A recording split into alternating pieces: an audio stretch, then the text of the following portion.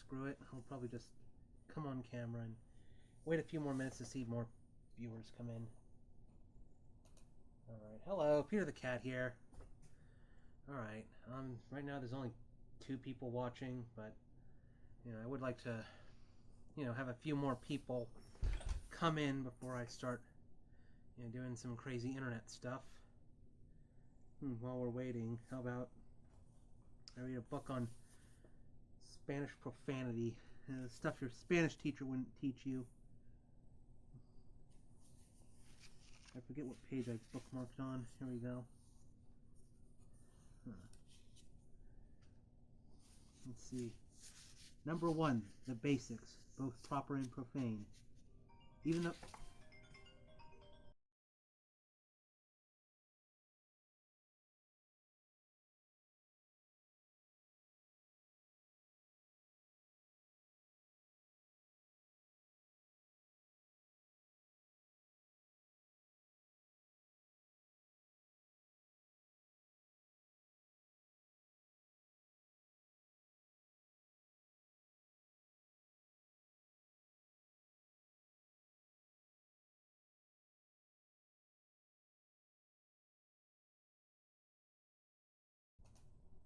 Damn it, I was just explaining how to, make world peace.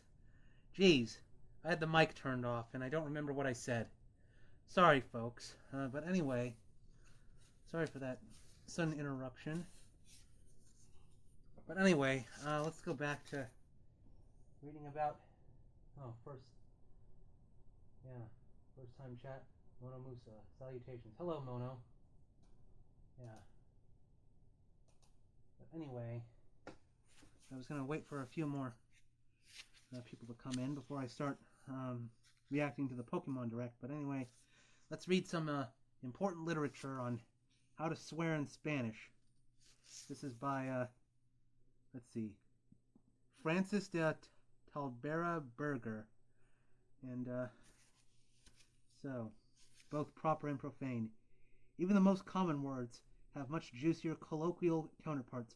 Hispanics take great pride in applying as many words as possible to and any and all objects, vegetable, mineral, and human. And if the language should fail to describe or impart one's exact meaning, there is no hesitation whatsoever to invent words borrowing freely snips and pieces from other dialects and even from other languages. This isn't considered a bad habit. Let the purists be damned.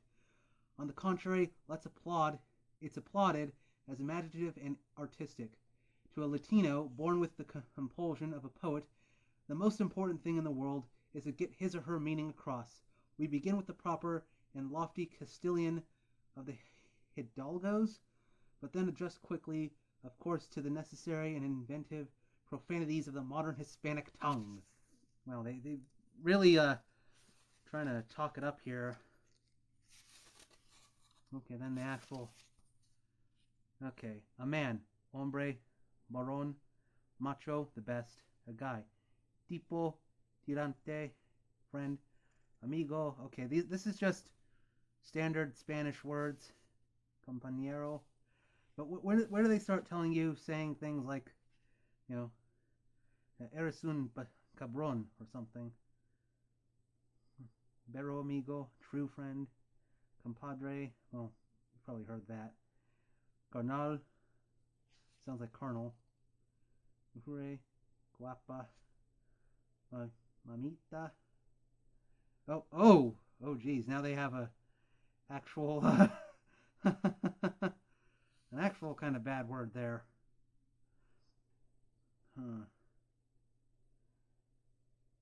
Batuda. Okay. Yeah. Yeah, I'm trying to... Let's see if I can get to some actual good words. This is just basic novia, girlfriend. It only had one really hot... Well, it looks like the words that are a bit more spicy, they have little stars next to them, like hijo de puta. Yeah. Yeah, you can see, the regular words, it's just, they're listed, but then if it's a word that's rude, then it puts a little asterisk next to them to let you know, this is what you want to say if you want to insult someone.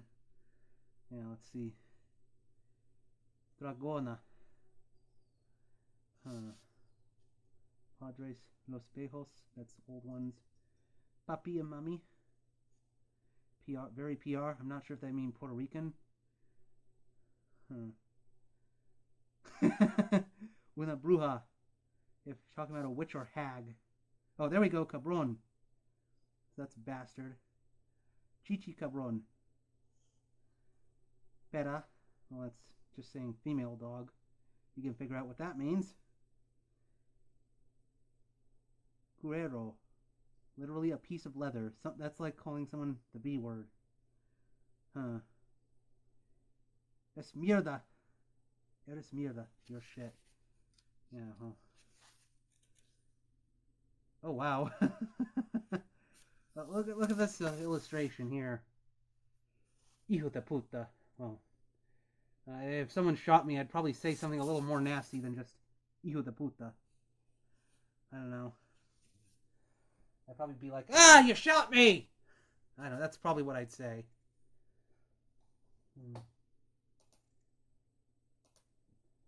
Let's see. Pureco. Oh, that's different words for pig. Cochino. Male chauvinist pig. Machisto. Un macho cochino. Un vero cabron. Oh, and then, okay, some kind of homophobic insults. De la izquierda, from the left. That's a strange way to describe someone as gay. Yeah. Mariposa, that's butterfly. Pato? Duck? Really? I didn't know pato could mean someone gay. Although it has an asterisk next to it, so I guess that's warning you that's not really a nice word to use. Ass liquor. Lambiso. Likely subjects to be roundly cursed. The boss. El patron. El jefe. El vice. From Wise Guy. The landlord. El dueño. El amo. The love? That's a little strange. Neighbor. El vecino. El próximo. The husband. El esposa. El marido. Okay, so like a lot of this is just basic Spanish words, but then in between here and there they'll give you a word that's a bit more spicy. Housewife, ama de casa, that's love of the house. Condición o humildad de. Condición humildad de.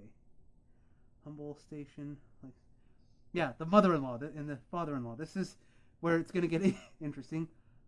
La suegra. La bruja, the witch. That does sound appropriate for a mother-in-law, and then father-in-law. Suegro, padre lerdo. Stupid father.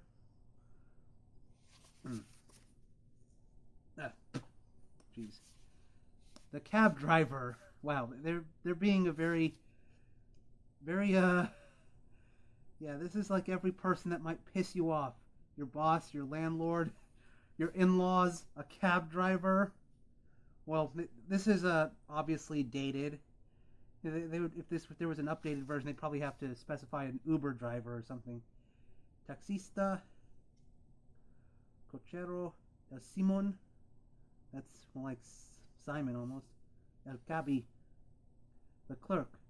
El clérigo, el esclavo. Literally the oh my god, the slave.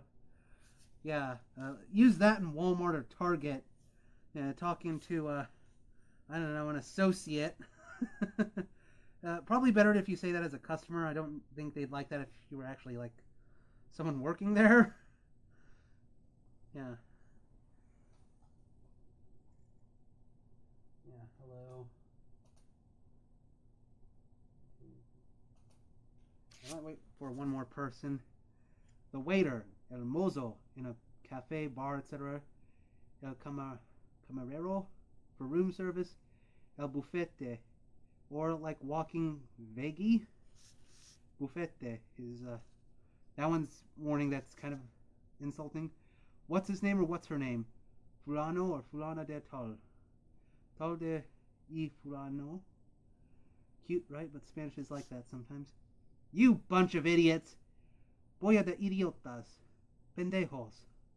This gem will get all the explanation it truly deserves later. Well, I know that means literally pubic hair. But it's kind of like you're saying bastard or asshole. All in around pain in the neck. Un fregado. This one also gets highlighted later on. Okay, so they're going to explain some of these terms later in the book. Really, very, de bien, pero puro. Everyday necessities, a thing. Cosa, objecta, or objeto. That thing, tal cosa, tal objeto. Objecto. Yeah, I gotta remember it's huh. You know, J's are huh, huh. Oh, wow. And this is Pobrecito. I'm not sure I want to show that illustration on Twitch. Whoa. Poor thing. Pobre.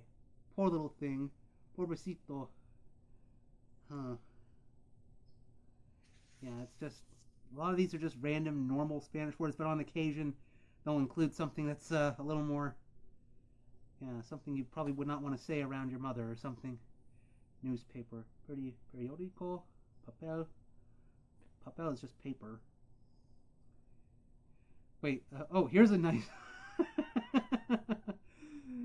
a scandal sheet. Un baratillo. Un baratillo. I guess maybe I could use that if I'm... kind of a funny way to talk about a newspaper, calling it a scandal sheet. I should look up if that's how you say tabloid in Spanish. Baratillo. Drugstore, drogeria, farmacia, medical, a phone, well, telefono, una llamada, that means to call someone, un fono, that's televisión, el tubo, un tubo, that's a way to talk about the TV, tubo, like the tube. What about boob tube or something, or the idiot box? And would that be tubo de idiotas? A toilet. Well, there's some interesting. Un tocador can also mean a chest of drawers. So calling a toilet like a chest of drawers. Necesario, something that's necessary. Retrete, with a very polite. A retreat. Un juicio in Mexican Spanish. Okay. Yeah, that's... I hope I'm not skipping this page by accident. There we go. The police. Well, obviously this is something you'd probably curse. Policia, that's regular. La Guardia. La Prole. Los tiros, the shooters. Oh. And then... Okay, another word I probably should not say on Twitch. Yeah. Hello, Finn. Yeah, I'm just having fun before I start watching a Pokemon Direct, just reading some Spanish swear words, although not everything is swear words. Some of this is just regular Spanish words, but then right now I'm seeing a word that is a bit more spicy. Casa de Idolataria, a house of idolatry.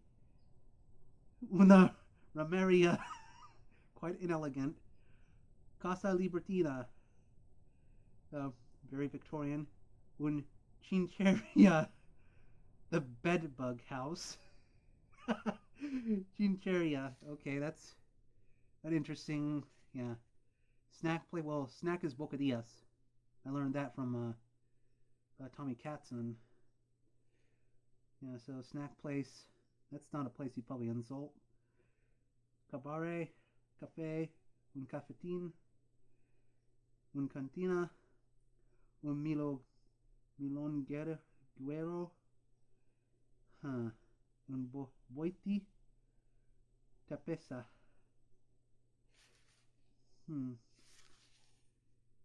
able-bodied adjectives. You know. Yeah. Let's see. I'm not going to spend the entire stream just reading. I should probably, I don't know, make a spreadsheet or something. I don't know. Would it be easier if I made a Microsoft Word document and I documented many of these words or something? That might be easier instead of just, I don't know. Yo, here's a random page of stuff I'm reading. Culo, that means ass. Oh, my old juror badge from when I had jury duty. Yeah, the jurors were, the courthouse was so dumb they tried to jury duty a cat. I don't know, do they think that a kitty cat would be a neutral witness or something, or a neutral juror or whatever? I don't know. Anyway. Okay, we got, was pajero a word in there? I only read the first couple pages. I mean, I wouldn't be surprised if they did have that somewhere. But anyway, we should start getting down to business. I probably have enough viewers now. I'm going to react to the Pokemon Direct here. Hope the volume's working. Let me just double check to make sure. We're not going to have desktop audio. Okay. Yeah, there past couple times I've reacted to things on my computer, like I have the volume way too high, and so the trailer volume is drowns out my own voice. But I make sure it's not too high this time. And I've been told that this direct is not all that exciting. The most they reveal is the mega form of Dragonite that I guess is going to be in a Pokemon A to Z or whatever. Pokemon ZA, Pokemon Alphabet Soup. I don't remember what it's called, but anyway, let's I don't know, have Dragonite here react with me. So all right, let's play this and see what all the buzz is about.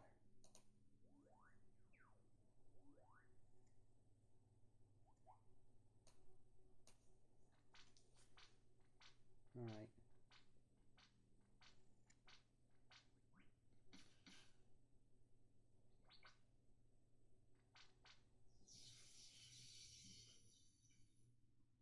It's funny. I was watching the Fantastic Four movies, and they had Doctor Doom. That version of him was has electricity powers or something. Oh, that's where Disneyland is. Okay, I wasn't expecting they do a Pokemon card thing, or is this? Oh, not Pokemon cards. It's just some. Oh, so they are gonna have trading cards and. Okay, I thought this was just gonna be a game announcement. I didn't know they were gonna be oh, come to this place in near Disneyland, and there's gonna be a live event or something where people are gonna compete. If I just talk over this, it's because I'm not really all that invested in Pokemon cards. Oh, that looks nice.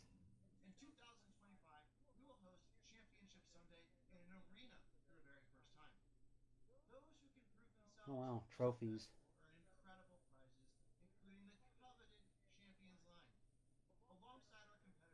Hmm.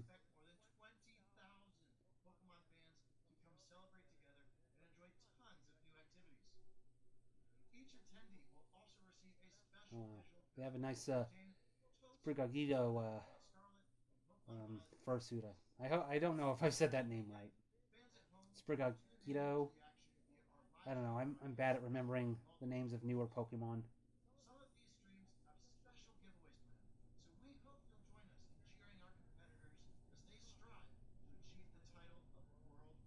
What if someone tried to troll this group, and I don't know, they started a Pal World tournament or something?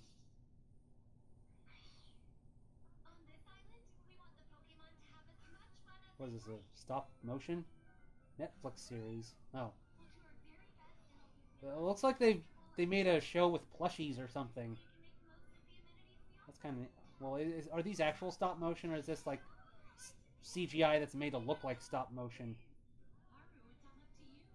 It almost looks kind of like. Okay, yeah, I did not know that they were gonna do a Pokemon TV show like this.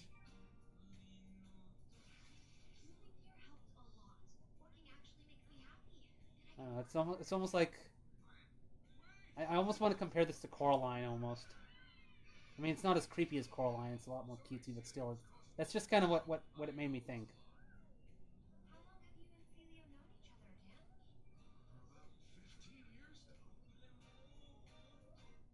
I had to walk 15 miles to school. I remember that as a recurring joke on Rugrats, where Grandpa would just be like, whenever he talked about when he was younger, he'd always have to walk 15 miles somewhere. It's always 15. I don't why not like 8 or 7 or 19. It's always 15. Never give up. Never surrender.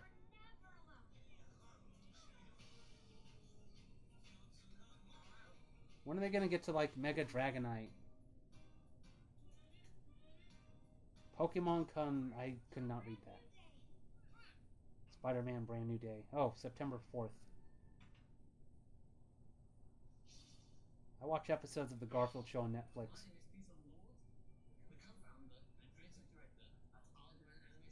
Oh, I was just thinking, geez, I was also thinking Aardman.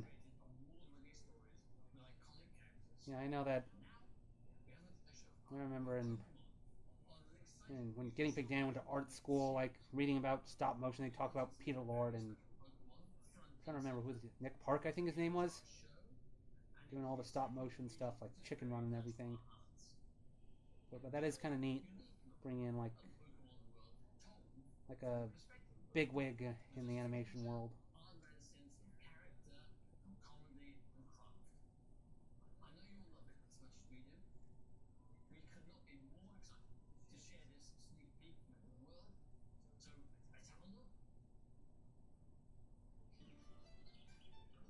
Okay, is this just them showing part of an episode or something?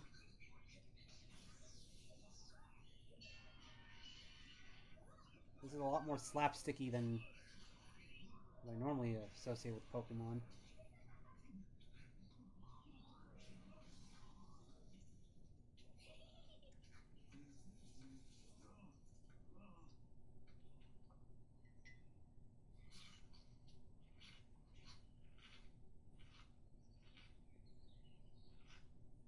Surfetched and Pichu, coming 2027. Oh, okay. Wait, is this a new game or like? I was a bit confused. Like, how many of these are like stop motion shows, and how many of these are games?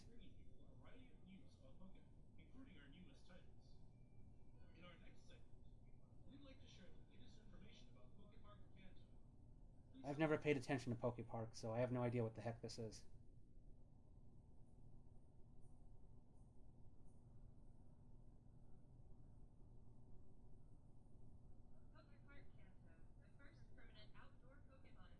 Wait, is it? This is a theme park? What is this?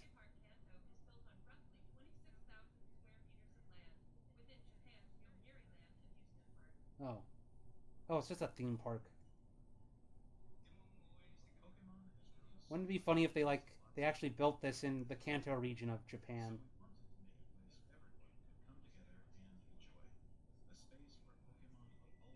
I know this Junichi Masuda. I know he's like one of the main directors.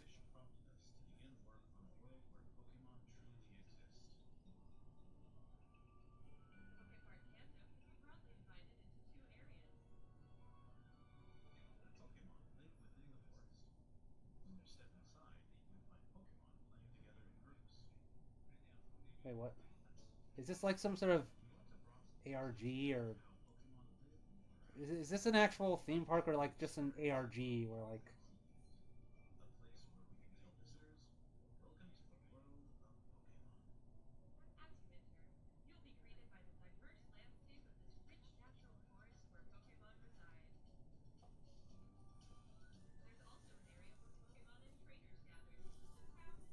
Dragonite is getting impatient? When did they show off his mega form?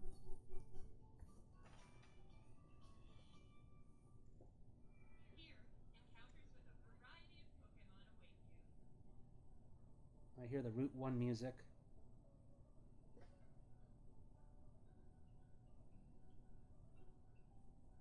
It's a nice little art style there. The cutouts. Coming to 2026. Oh, if it's the grand opening, then it does sound like it's an actual theme park or something.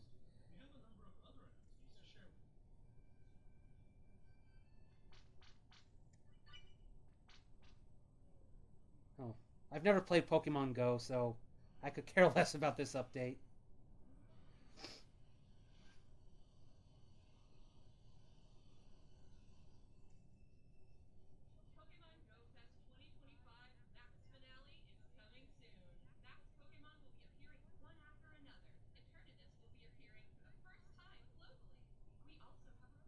Wow.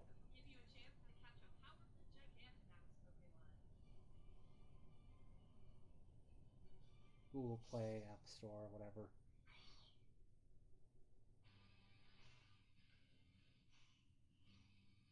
Pokemon trainers assemble.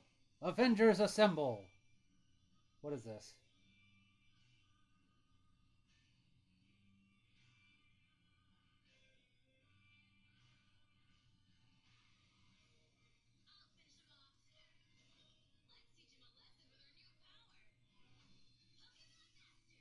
Oh, their mobile game.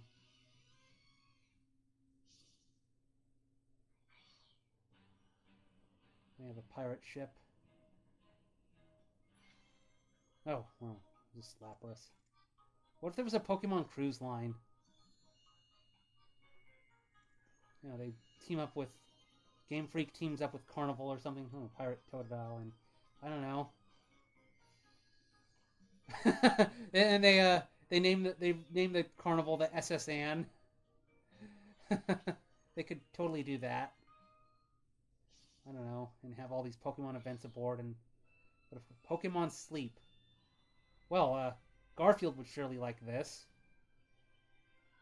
Just taking a nap. Well, if it's called Pokemon Sleep, why do they have them running? Roaming Pokemon.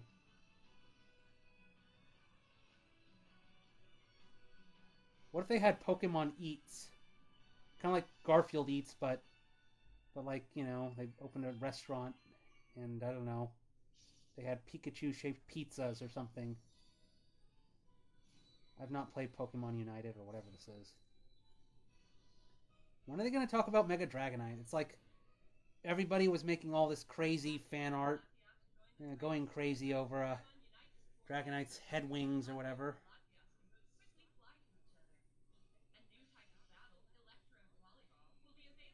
Oh, well, that sounds like a way to get a lot of injuries. You replace the volleyball with an electrode that might explode randomly on you. Extreme sports. Oh, some trading card stuff. Nice looking Lucario. Oh, it's a Mega Lucario. Well, just a reminder, I built a Mega Lucario model kit a while ago. Yeah. Look at all those stickers. The finest quality Mega Lucario model kit.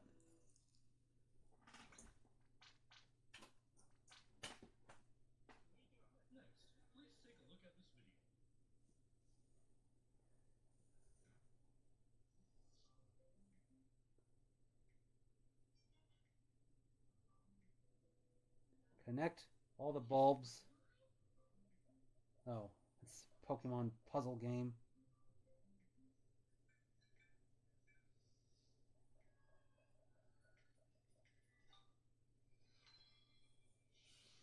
The only, like, I don't know. I did used to play, not Pokemon Sudoku. I'm trying to remember what was it called. The game where it's like you're matching things and you attack a wild Pokemon on the. It was on the 3DS or something. Oh wow, they game that spawns plushies or whatever.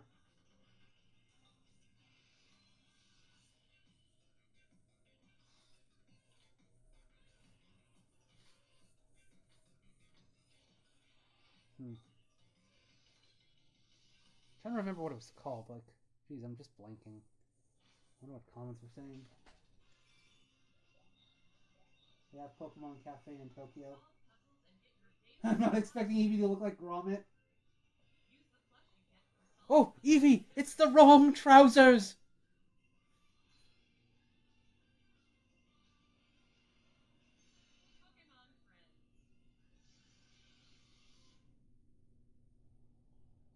Yeah. Now it's Pokemon Hitchhikers. Because they're invading your car.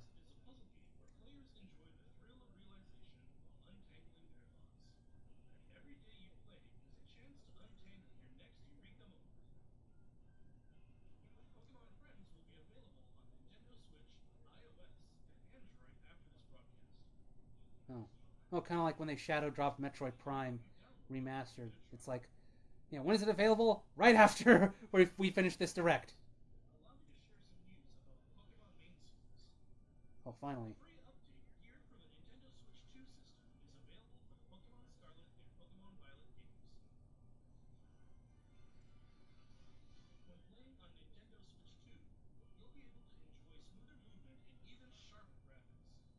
They're gonna finally fix some of the hilarious glitches. When they said Paldea, I almost thought Pal World.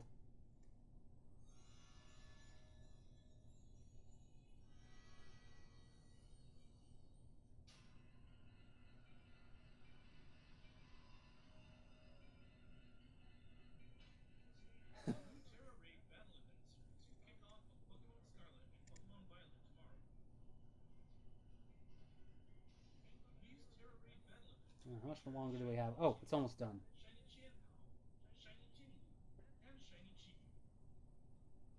Shinies for everyone.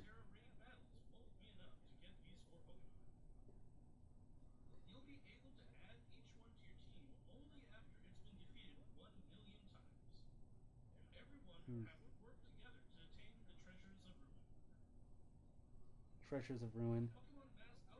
Hmm. It's like just ruined treasure or something.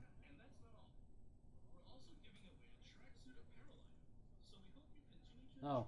Your reward is clothes. Like the TV Tropes article. Yeah, if you do this event, you can dress up your trainer in, I don't know, a tracksuit. Like, wow, how exciting.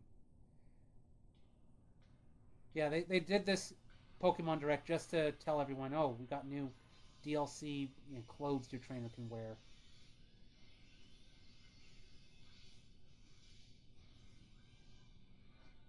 Pokemon Champions. Looks like Machoke's belt.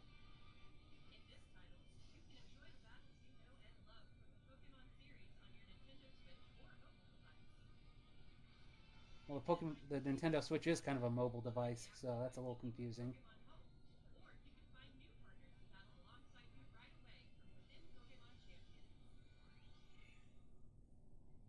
Recruiting. Yeah, when you recruit, you have to make a post on LinkedIn or whatever, saying, okay, if you want to join my Pokemon team, you gotta give us your CV, your cover, cover letter means CV, my bad. Your CV, your resume, your all your levels, all your IVs and effort points and everything, and then we'll decide whether to hire you.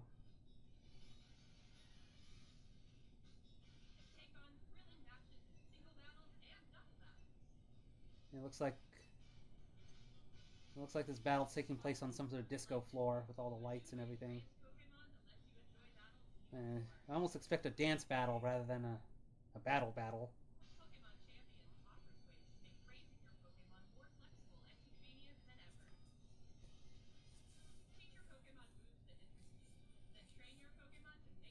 Hmm.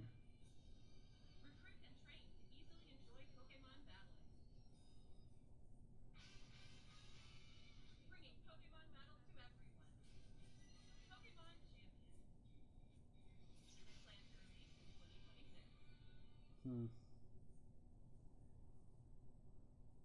Okay, are they going to finally talk about Mega Dragonite?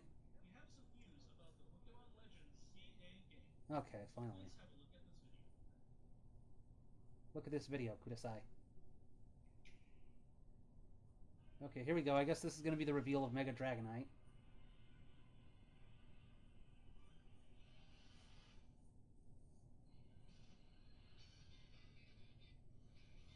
There's our boy Totodile.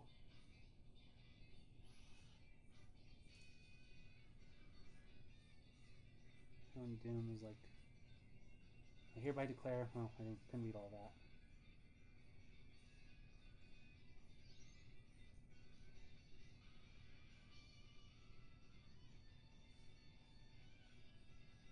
Hmm.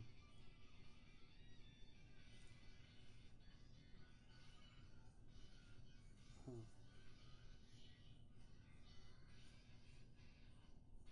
Okay, here's a bunch of cool footage of ZA.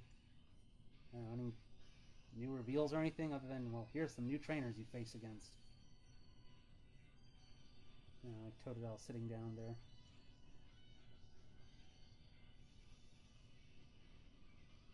Mega Evolution is back. Oh, here's Dragonite.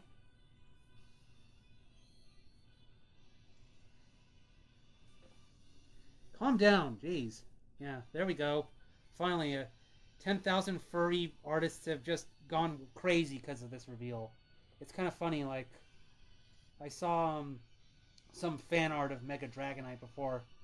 I learned that this was a new Mega form, and I didn't even know what it was, and I just liked it. And it's like, oh, it's some nice art. And then later I was told, oh, this is like a new, Mega form revealed.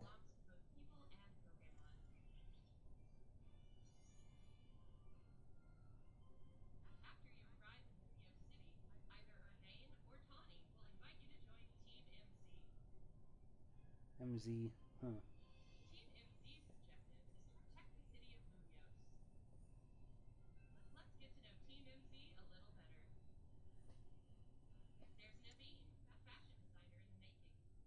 Like, is this a legit good team, or is there going to be some subversion where it's like, I don't know, they were like some Team Rocket analog this whole time? Well, not exactly Team Rocket, but they were actually an evil team the whole time, or something.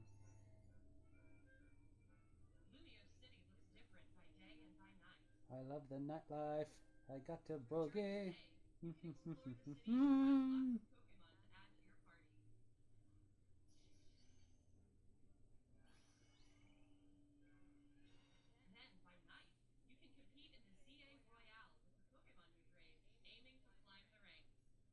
kind of like Legends Arceus, but this is more techno futuristic. Is this going to be another isekai story where your trainer is like transported in time or something?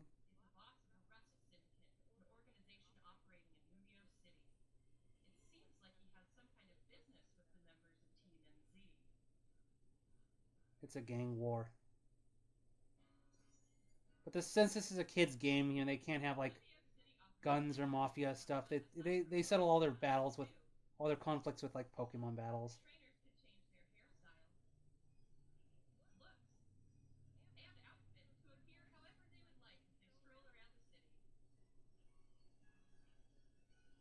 Of course, you could figure, when I play these games, I just make the main trainer look all orange and everything.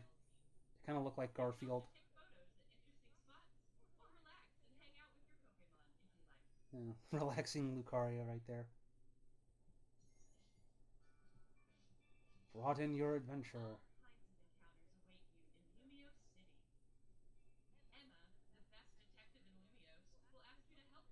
Kind of like Looker or whatever his name is.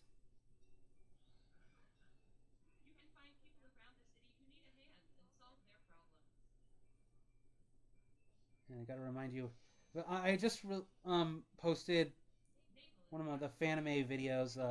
Gen 5 isn't Pokemon, and Trubbish is, of course, one of the Pokemon they denounced.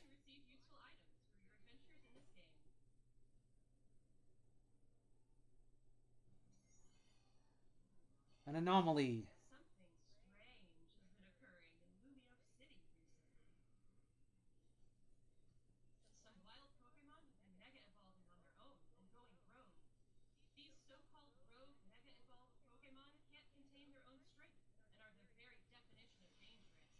So, basically, well, if they were doing Mega, the Gigantamax, they could have had, like, kaiju Pokemon attacking the city or something. The island, well, not island, the city of giant Pokemon. Finally!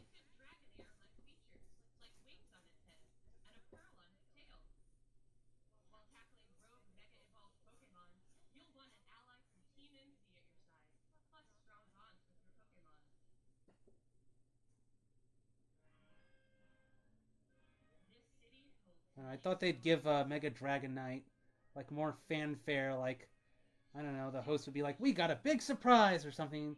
Ta-da! It's Mega Dragonite. And it's just like, yeah, here we got this new Mega form. At least it's not on a Monday. Information. Okay, is this done yet? Oh yeah, nearly done. A gift of 100 Pokeballs. Oh, well, gee, what a big perk. What did you think? Pokemon Legends ZA is releasing on October 16, 2025. Where can I get that We hope jacket? you're looking forward to your new adventures That looks in pretty Galar spiffy. City. Like when I was in the Nintendo store, That's they all had for like a Team today's Rocket presentation. sweater or Thank something, you and it was very like much for watching. $100. And I'm like, yeah, Team Rocket probably would charge that much for a sweater.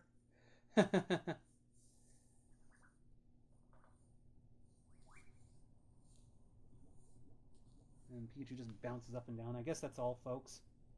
Okay. What I? Oh yeah, this is just the Mickey animation that GuineaPigDan was gonna reference. Okay, so I guess I'll shoot. Come on. There we are. Let's begin this. There we go. So, what did I think? Um, yeah, I can kind of see why people said this was just a mid-tier direct. Huh. I don't know. A lot of this is just I don't know, stuff I didn't really care that much about. I think it's interesting they're gonna have a Pokemon event in Anaheim. I don't know. You could go to Disneyland for a few hours and then I don't know visit the Pokemon place. I don't know. Pwn some noobs while you're at it.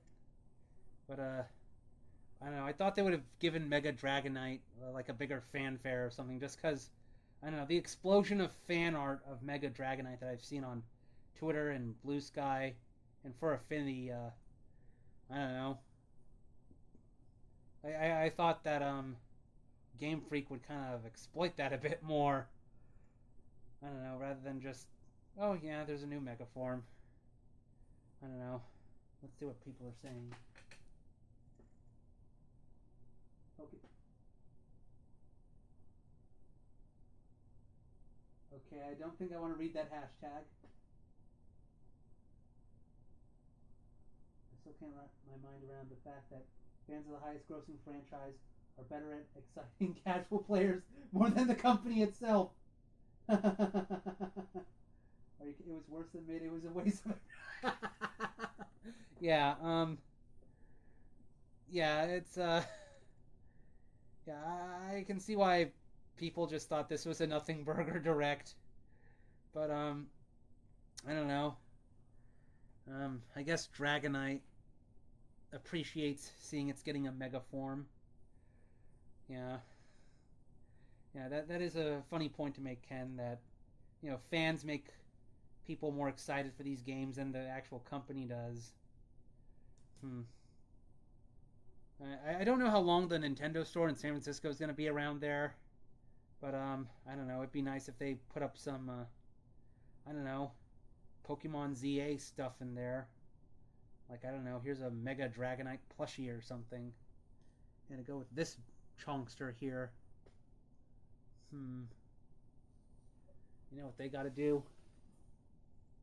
One of these days they have to do a Garfield crossover, Garfield slash Pokemon or something. I mean, think about it.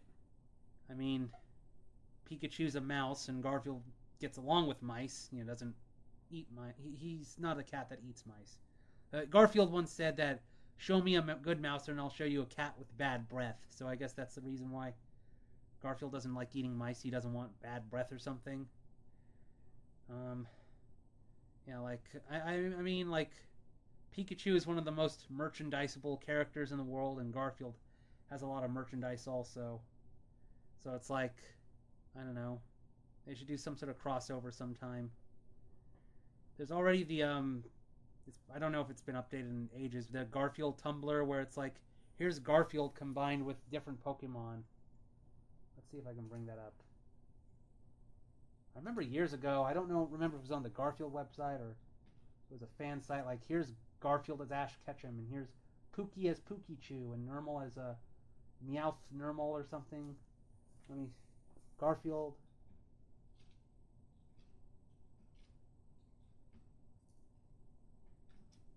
Pokemon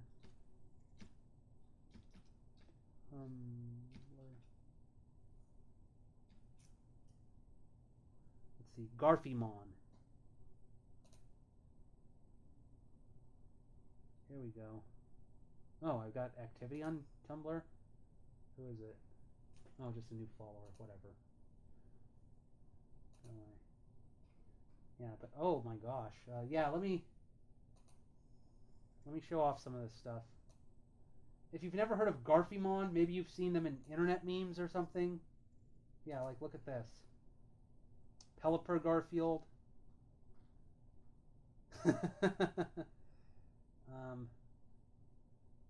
Wingle, that's its name. Wingle Garfield.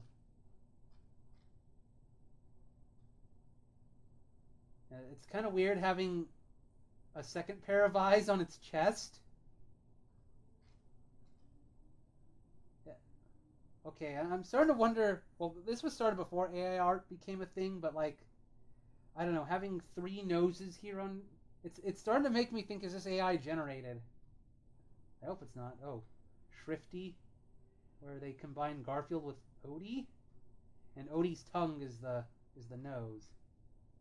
Nuzleaf, that is very strange, wrapping around Garfield's yellow mouth around its eyes, and Garfield's eyes are its legs.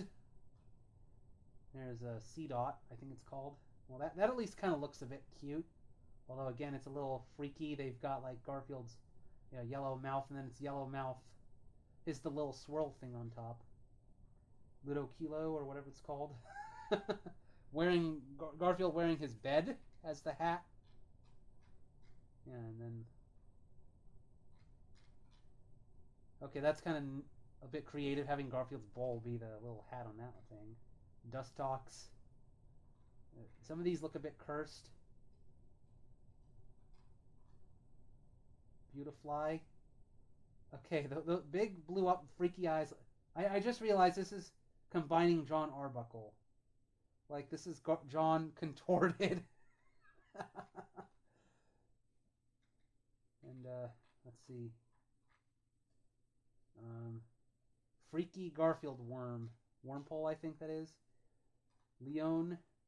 Where's Zigzag Zune? Zigzag Garfield. Oh, it says Zigzag Garf. And then there's Mighty Yena.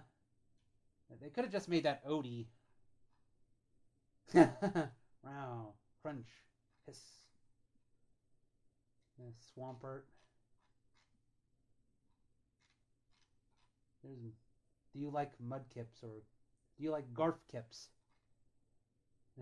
Blaziken with another Garfield face on his crotch. That is kind of freaky. Odie, Combuskin, Torchic. They could have had geez, Booker or Sheldon from U.S. Acres. Let's see the Trico line. Huh. Okay, that's a bit, the leaf blades are just extra tails. Garfield Trico is, I don't know, a little freaky. They have the eyes bulging out. Treefield. And then, what the fuck is this? Yeah, I'm not sure. Wait, are these supposed to be... Are these Pokemon? Yeah, these don't look like Pokemon now. These just look like weird, I don't know, Garfield Eldritch Abominations.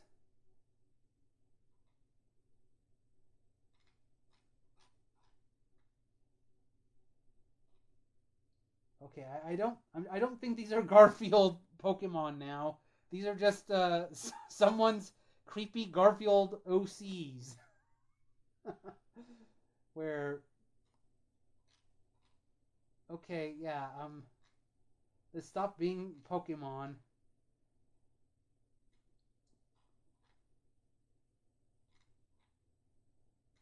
Yeah, Garfake. Well, I don't know. Yeah, oh my god. Yeah, I'm not sure what this artist is smoking, doing all these weird yeah, where'd the Garfield Pokemon go? Now we have Garfield and Pookie merged as a genie. Wow. Okay, these freaky Garfield things are starting to remind me of something in one of the Garfield books. I should go get it.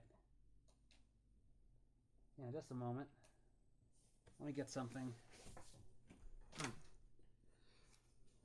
Okay. Dragonite, you can go back over here. Garfield will go here. I think it's in the 5th book, Garfield Takes the Cake. Just a moment.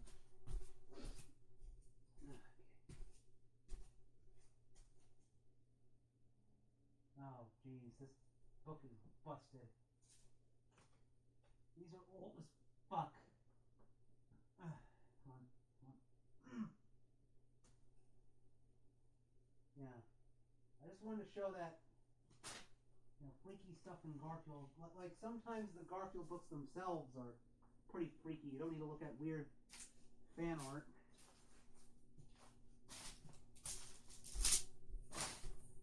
Yeah, this is one of the old Garfield books. Garfield Takes the Cake. But in the back, it's got Garfield characters that didn't make it. And the description is Jim Davis saying, "When I initially designed Garfield, these concepts never made it off the drawing board. Maybe they could be brought back in a strip called Rogues Gallery." And we see Garfield with some sort of 70s or 80s pop star look. I don't know. Garfield with incredibly big hands and feet. An alien-looking Garfield. Garfield with braids. You know, I did wonder, like, is there really, you know, in some obscure newspapers, is there really a second comic strip Jim Davis did called Rogues Gallery where he has these really weird Garfield characters all around? Yeah, I guess these are variants of Garfield across the multiverse or something. Yeah, we have Pet Forces in an alternate universe. I guess, I don't know, these are Garfields in the Rogues Gallery universe. It would be interesting if, like, one day someone approached Jim Davis at a con or something and asked him about, you know, what was this whole Rogues Gallery thing supposed to be about? Huh. Oh, okay. I didn't know if anyone else had commented. But that's what all these freaky Garfield monsters makes me think about. I don't know. It's amazing that Garfield, like, I don't know, is considered to be, like, just unfunny and trite, and yet inspires, like, all this very strange fan art. I think there's a video I saw called something like "How the Internet Corrupted Garfield," and it basically goes over the history of weird Garfield parodies like "I'm Sorry, John" and such.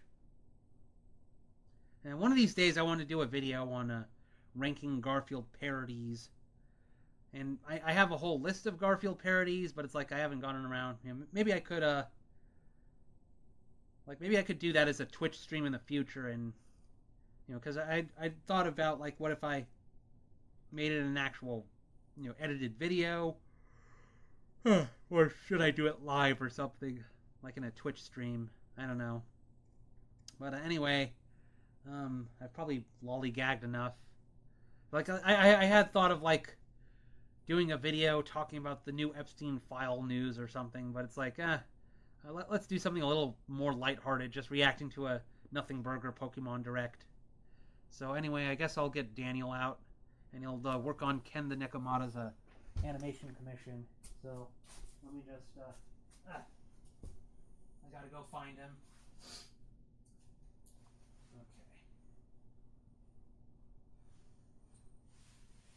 Okay.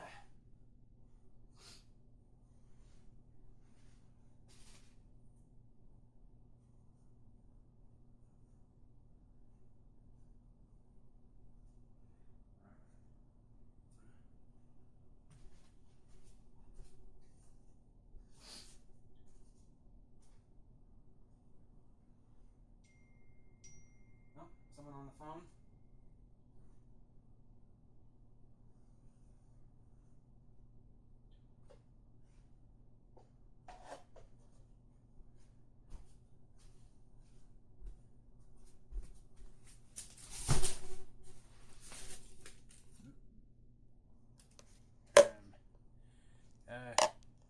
I came here to watch the Pokemon Direct.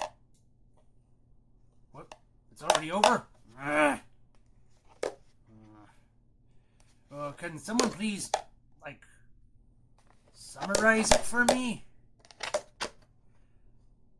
Like, was there any new alligator Pokemon revealed? I like Totodile, obviously. What is this?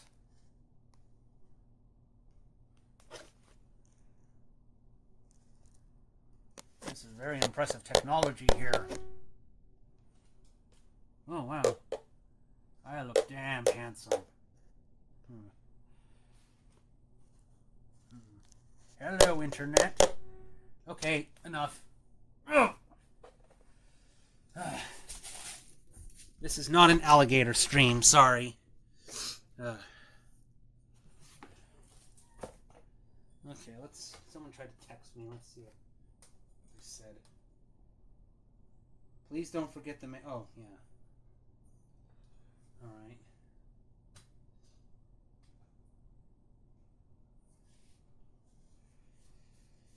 Alright. Where's my water? Yeah, just a moment. I need a drink of water.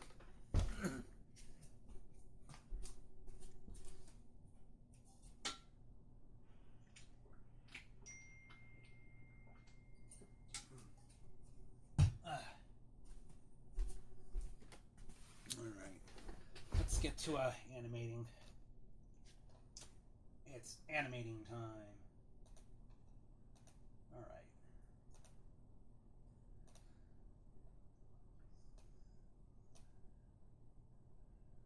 I don't remember which frame I left off on. Like I was gonna update my animatic I did in GIMP, but I only put in like some of the beginning frames with little mouse boy Baccio. There we go. Excuse me.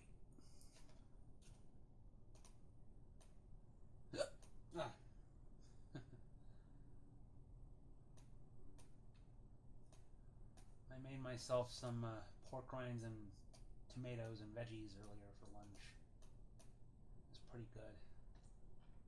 I got the house myself the next couple days, so I don't know, maybe I'll do a cooking stream on later, I don't know, in a few days, because tomorrow I plan to go to see a Fantastic Four First Steps with my friend Keyblade Raccoon.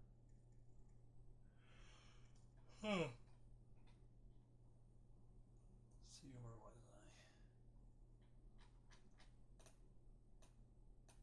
I was thinking of the animation of Bomb grabbing her bell. I was thinking of like maybe acting that out, but I haven't shot that video quite yet. So I was thinking, trying to see where I left off.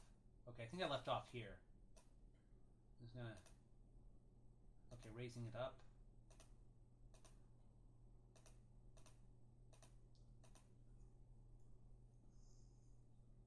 Okay, so can ring my bell. Ring my bell. Ding-a-ling-a-ling. Oh yeah, and I also wanted to figure out when I'd have Baccio lean backwards. I guess I'll figure that out later. The thing that matters to me is doing in-betweens for the bell raising up and down. I could just easily reverse the animation if I wanted to make things easier.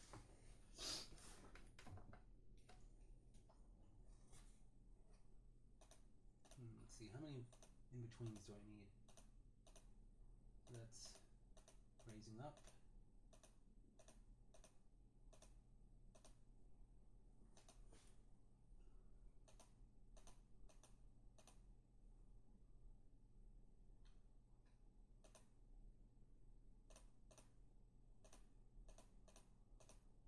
Okay, so I guess maybe one or two, maybe just one, because I don't need this to be a really. If I add a little more frames, it'll just be a very slow animation. Have this be like Bomb just rings the bell pretty quickly, so just draw an in-between arm. Not sure if I.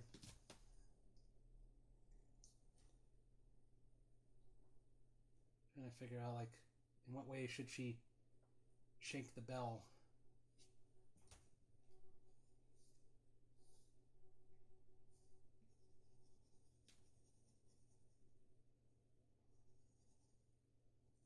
I hope everyone liked seeing me work on James the Penguin.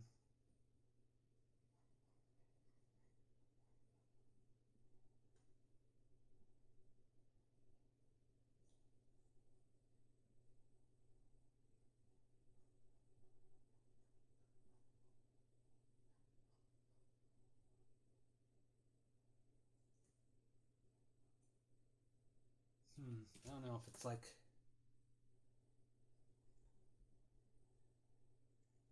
Wait, you can't see anything? Oh shit, dude. Crap, I was. Did the stream go out and I didn't notice? Huh. Can anyone else see anything?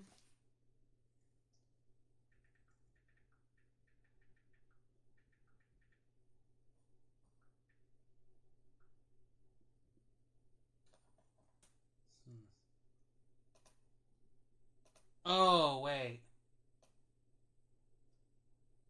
I forgot to shrink my my camera there. Never mind. There we go. Yeah.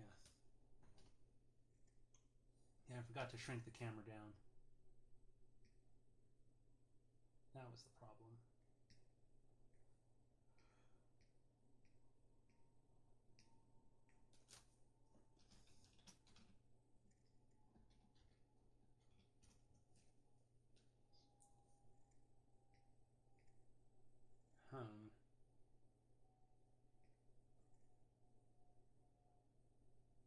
Trying to think, like, what would be more natural? Like, trying to think of how the way the wrist would move when shaking a bell. So I have it like this at the bottom, but it might be.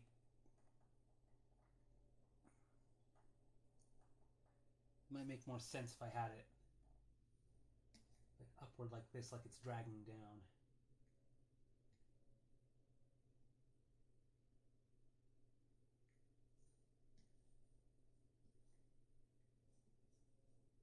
Maybe it snaps downward, or maybe it's the hand snaps downward as it's about to move back up.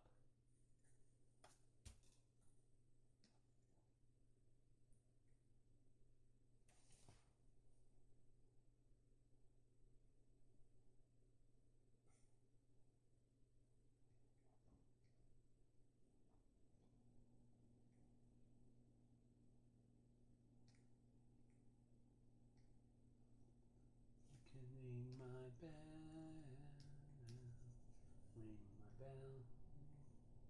Ling-a-ling-a-ling, give me my bell. My bell. Got that song stuck in my head.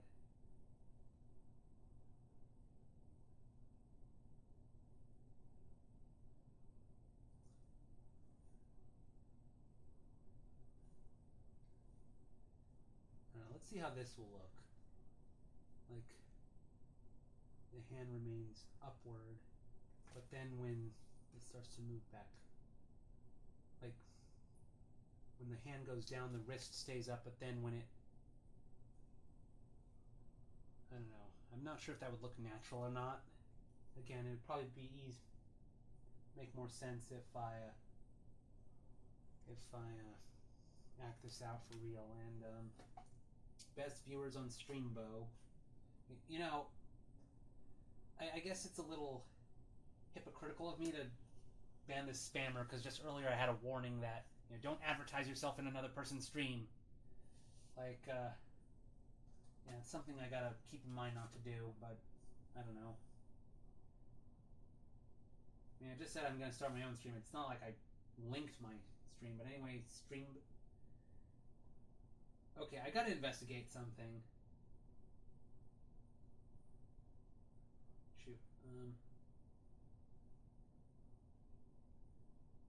Let's see. Deteriorating mitigation Exon. There. I mean, Twitch gave me a warning because I advertised myself in another person's stream, which I'm going to make sure I don't do that again. So, I'm now a bit curious. What exactly is Streamboo? I'm going to just pause the stream a bit. And I'm going to Google what this website is. Like, just in case it turns out to be porn or something. I'm not going to screen share. I just want to find out what is this website exactly. I'll just... Oh, it actually gives me a Reddit. Cybersecurity. Is Streamboo website dangerous just in visiting it? Well, I wasn't going to visit the website. I just wanted to find out what is it. Streamboo.com, buy Twitch clips views. Why do I need to buy clip views? Okay. I just want to find out the mystery of this Streamboo website. I'm a moderator on a Twitch channel, and a bot put in a link in the chat, which easily got deleted. While scrolling in the moderation view to report it, I accidentally clicked on the said link since the chat was scrolling. The link was a Cutley link, redirecting first... Okay, it's mentioning a bunch of other things.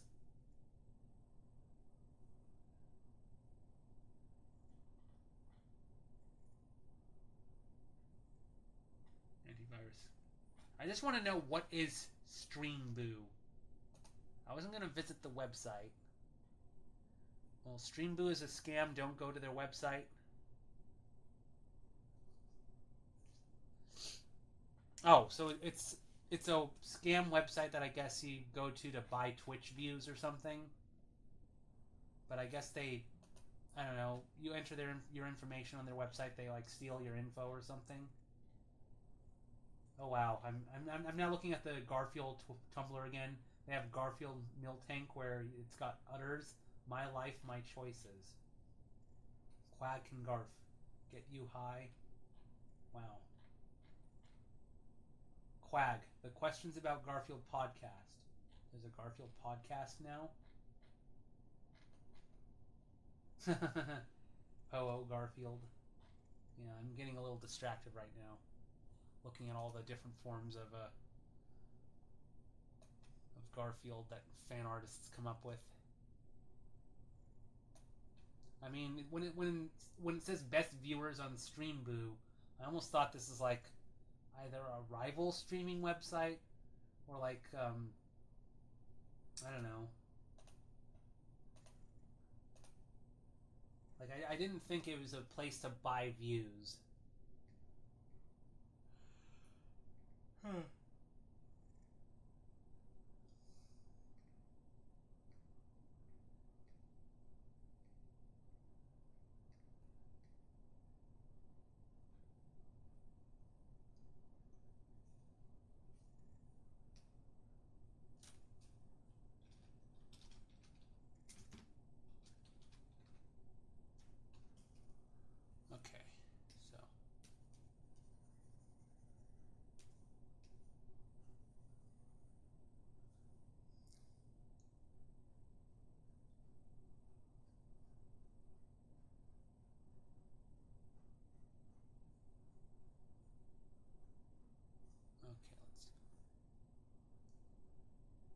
Move this wrist back up.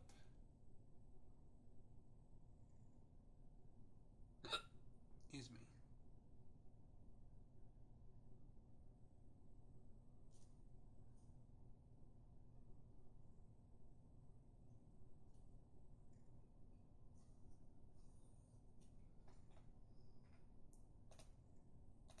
So let's see.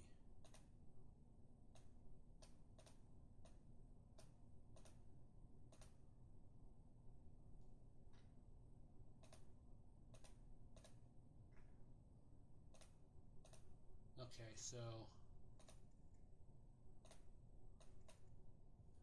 maybe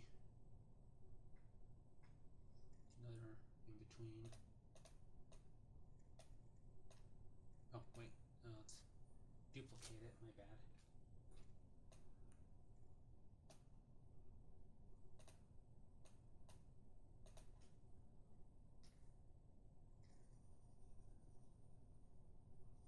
I don't know if I'll have the arm go that high. Let's see.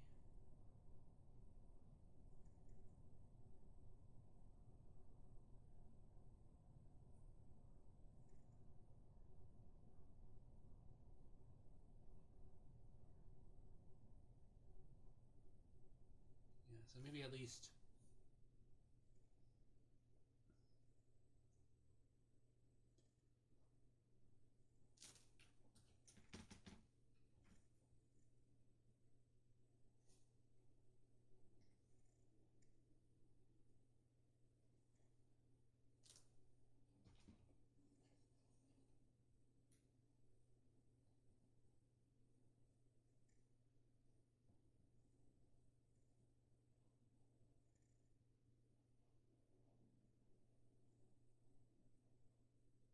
There. I'm probably not being consistent with the size of the arm, but oh well. Let's shoot.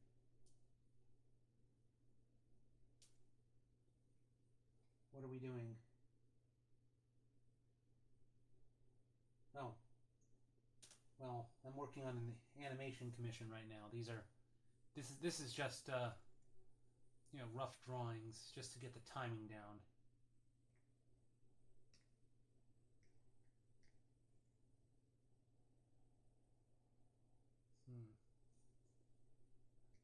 I wonder if the arm's a little too long. Bring this down just a little bit.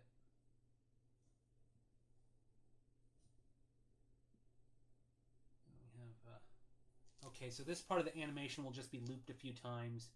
But now let's now we'll just draw in-betweens for when Bomb brings her arm down. Let me get another drink of water. Save. In fact, I'll take a quick bathroom break. I should also check on the dogs. Make sure they don't need to go out. So, yeah, so BRB. There we go. Your voice sounds good on car speakers. Oh, you're watching me in the car. Yeah. Gotten to help people make animations after I saw a Warhammer fan animation. Huh. I've listened to people on Twitch in the car before myself. Although, obviously, I can't really comment when I'm driving. Yeah, so just a moment. Let me go to the bathroom and then check and make sure the dogs don't also have to go into the bathroom as well. So, BRB. Okay, I am back. All right. Oh, well, look at who's at the door. You want to come in, Scamp? It's like you're staring at me. You know I'm live right now. Oh, here he comes. Walking in slowly. You want to come here?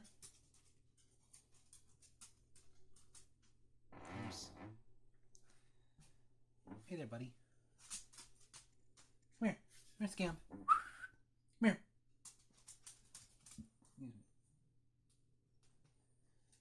Hey there, buddy. Here we are. Little dog break here.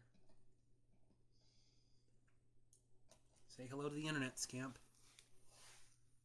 Yeah, you let him wave.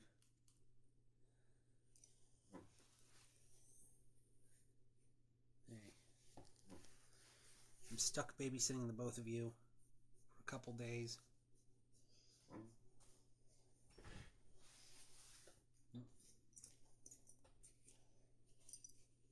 Alright.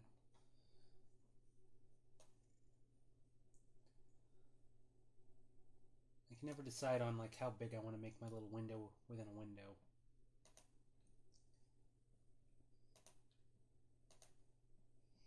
Let's see, where was I in this?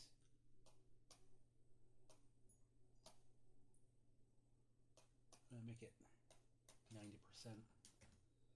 Here. Oh, 89.9. Okay, fine. Be that way, Gimp.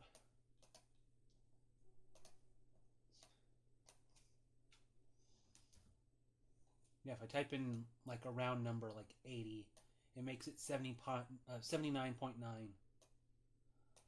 Like, why can't it just make it a nice round number?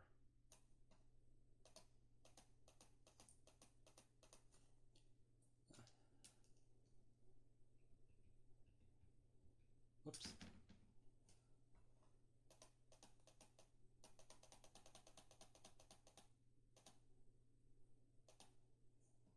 Okay.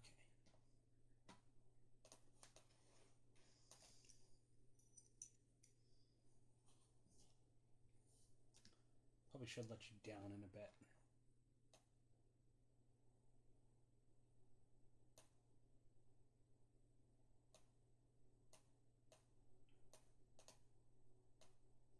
Okay. Let's see.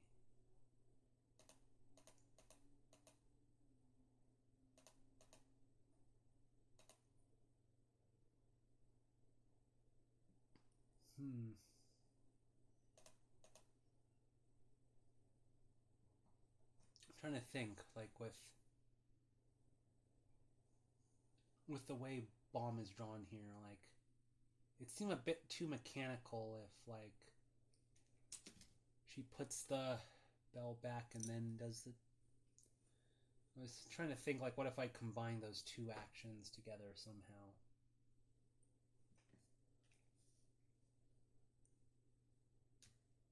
I don't know. Or maybe I should just... She puts the bell back on and then...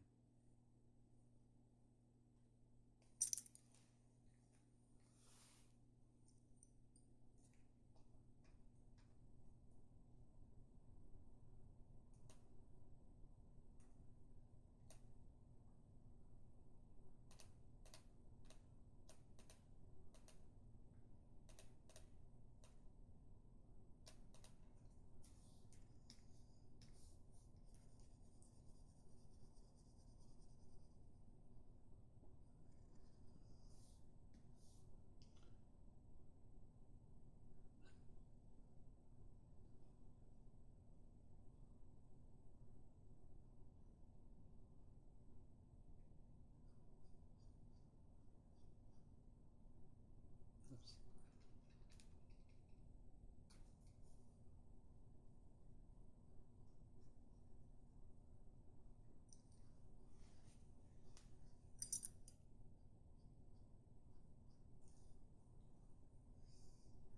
I think Scamp might want to get down and, I don't know, go back to his bed or something.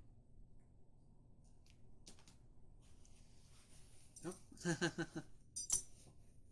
I'll let you down.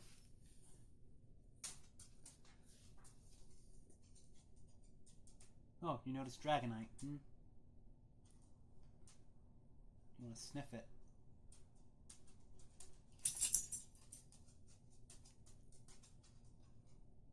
Scamp is doing his namesake, just scampering around.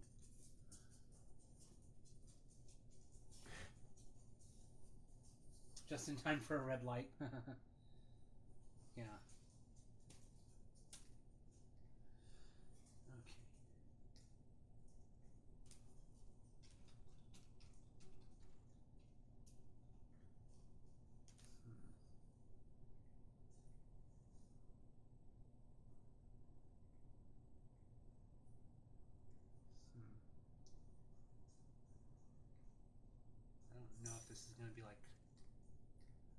frame back at original normal speed, will this be too slow? Should I like delete some frames just to make this action a little faster?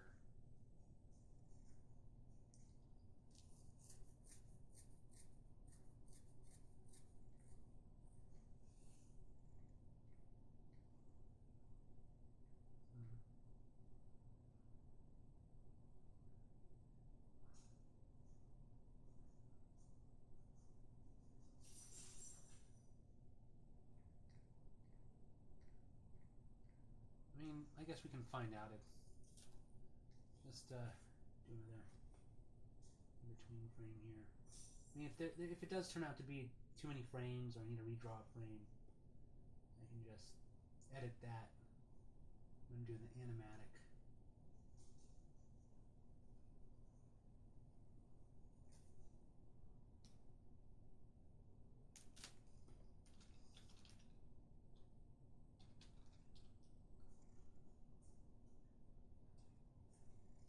I just want to check. Did I shrink the... Okay, I just want to make sure I actually did shrink the camera back down. Make sure I don't make that mistake again.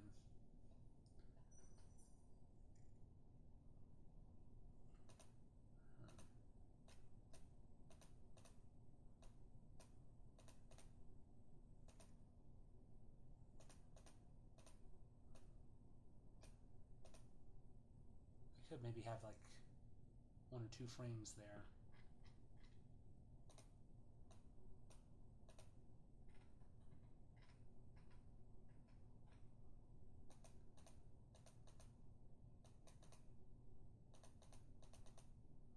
Okay, this frame is a bit misaligned, so...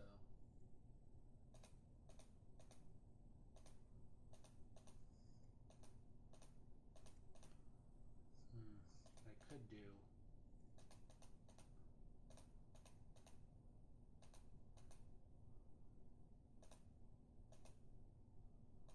could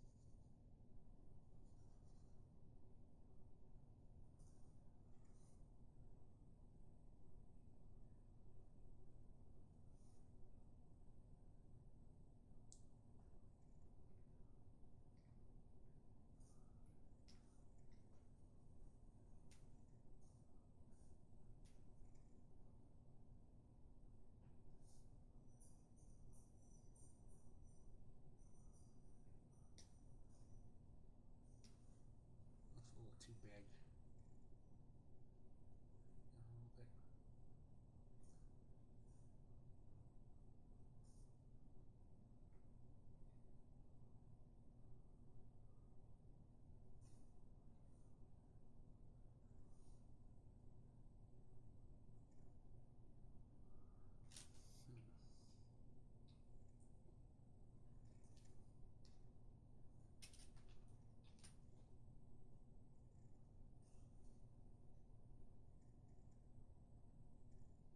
Yeah, maybe like 1 in between there.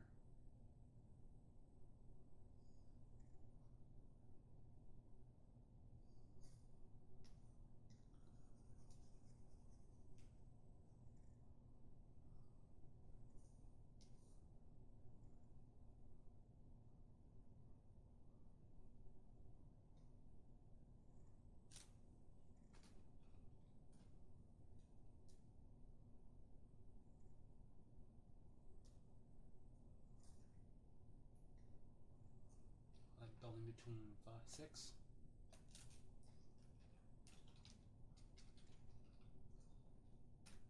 I'm not sure I'll need this many frames in the actual finished animation. We'll just see.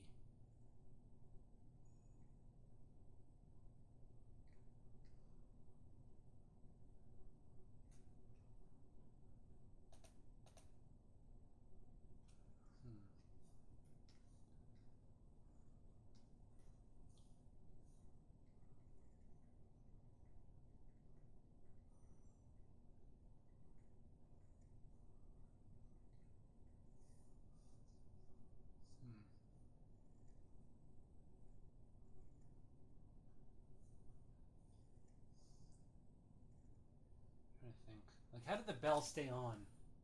Like, I guess it's gonna be a Velcroed bell or something, because...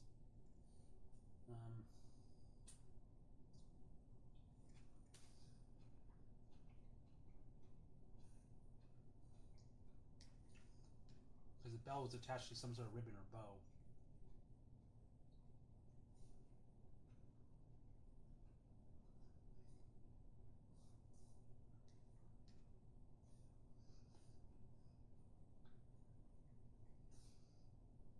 I'm trying to think, like, I should have a frame where she presses the bell on and then takes her hand off.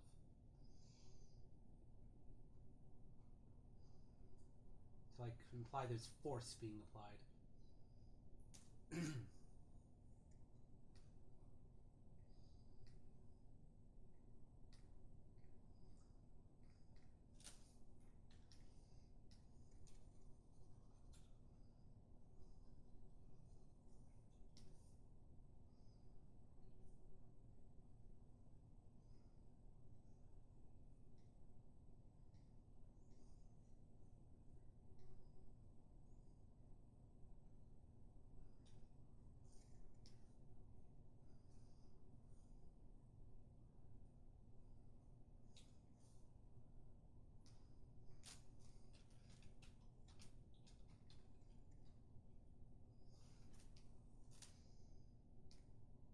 This is like...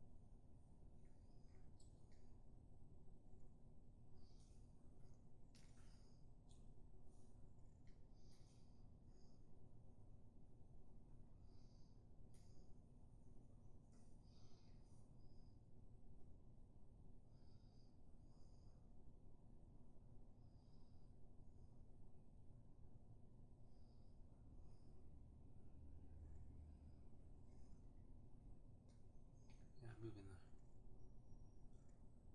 hand away.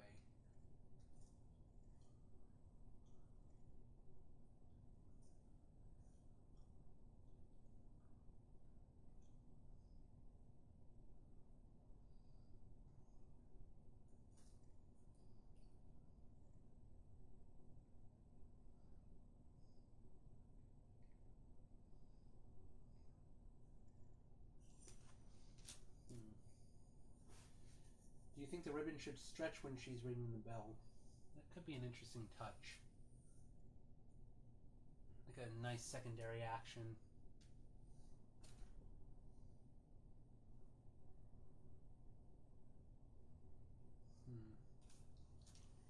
I think I'm focusing more on animating Bomb right now than Boccio. I can go over these frames and figure out what Boccio's gonna do later.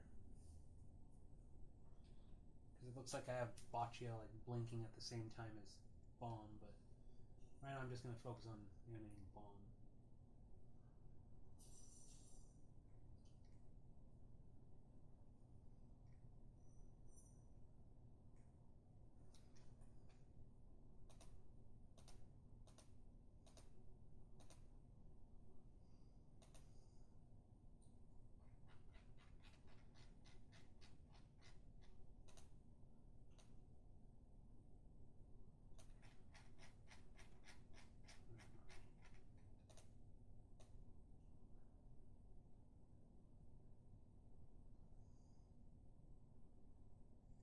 And that should probably be more of a frame when she's about to move her.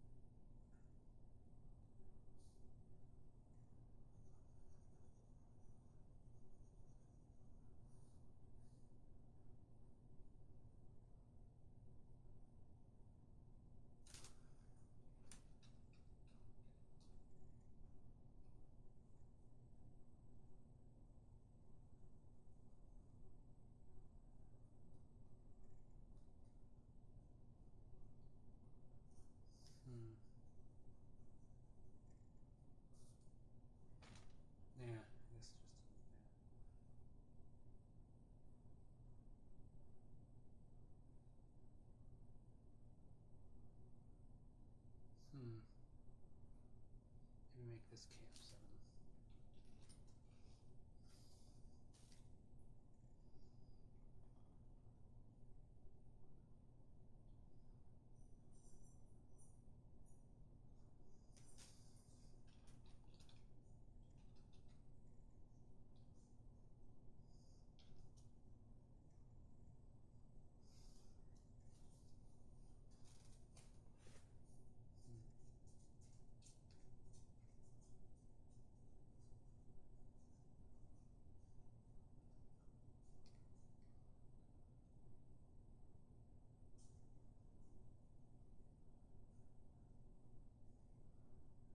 I'll just draw a new frame here.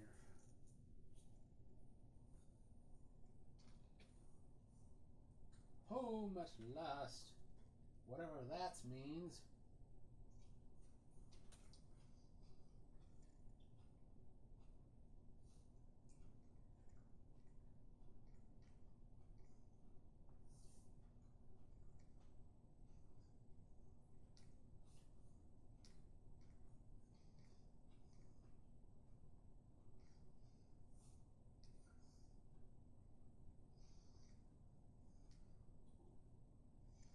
Having a hard time seeing.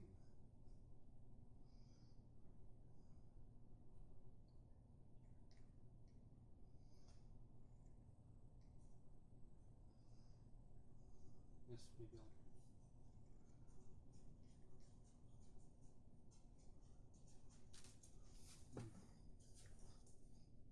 Maybe she.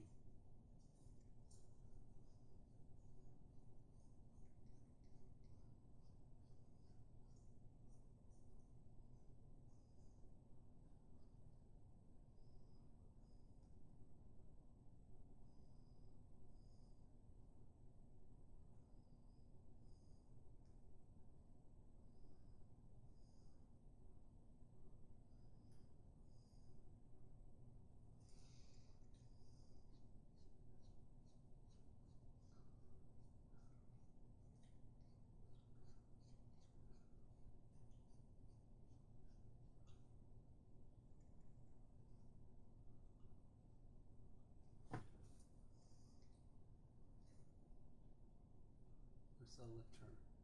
Let's see. Let's reference what.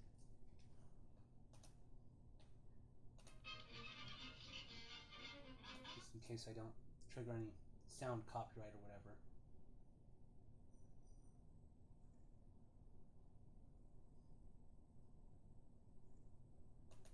Okay.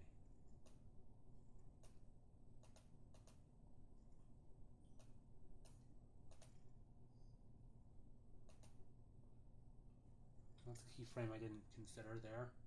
Let's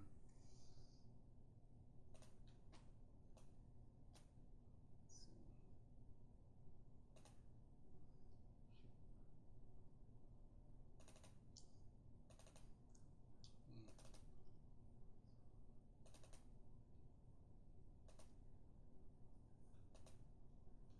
Here we go. No, that's the GIF. Which one's Here we go. I think this is the one where I did the frames of Clarabelle for reference.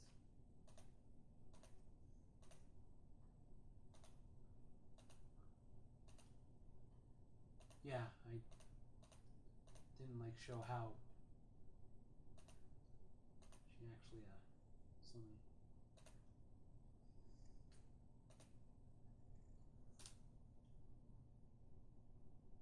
Come on.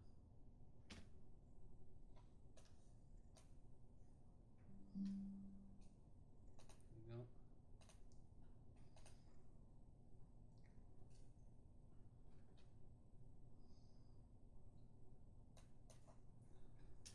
Yeah, I'm using this episode as like a reference for how I want this animation to look. Make sure it's all aligned correctly. Okay, there we go.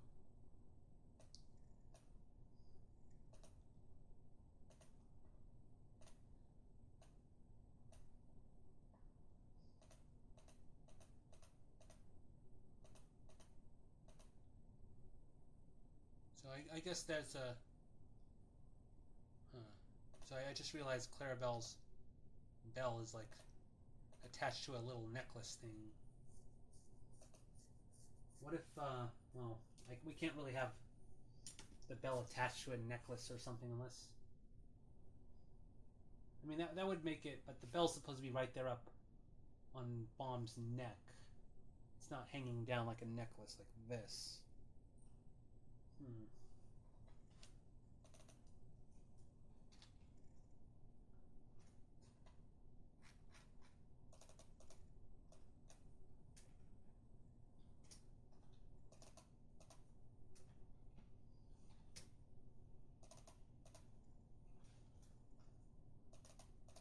Now I have to renumber all these frames on this reference thing.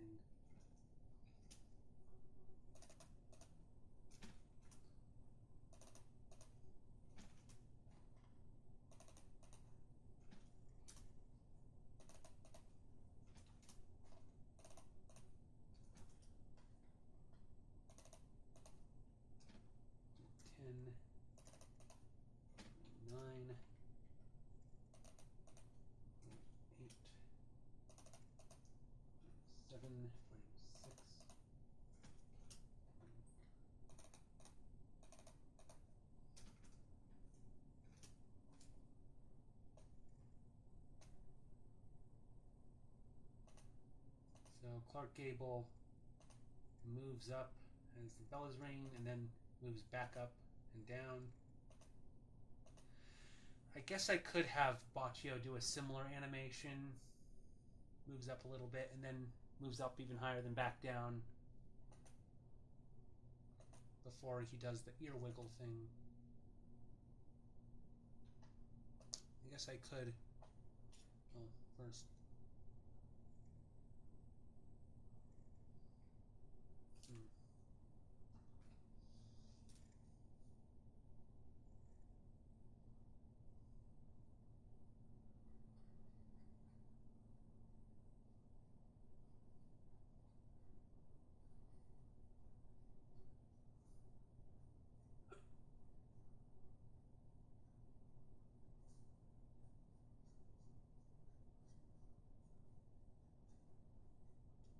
Okay, that's probably a bit of a jump to have the arm go from there to up there. So maybe, again, it would probably help if I acted this out and used live action reference.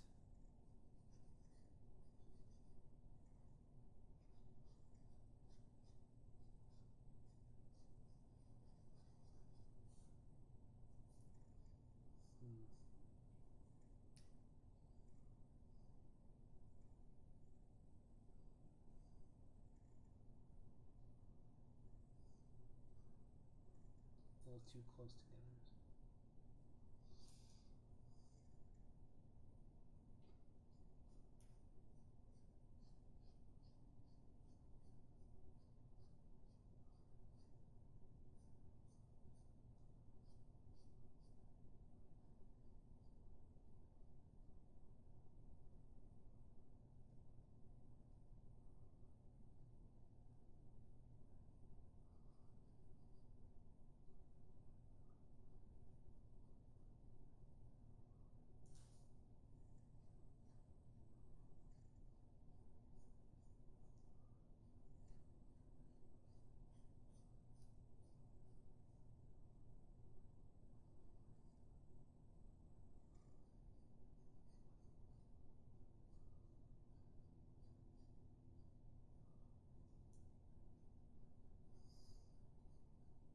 Yeah, it's... Maybe it would help if I started moving the arm a little sooner.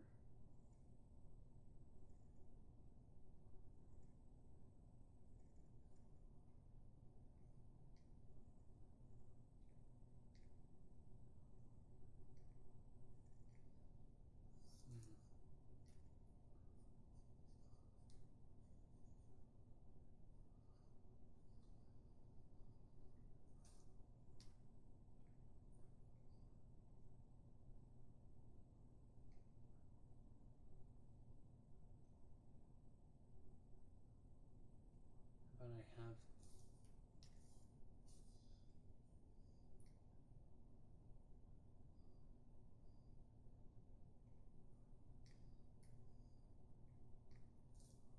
Face down a little lower.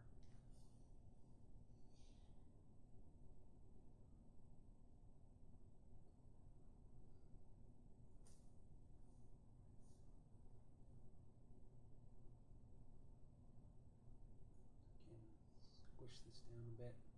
Squash and stretch.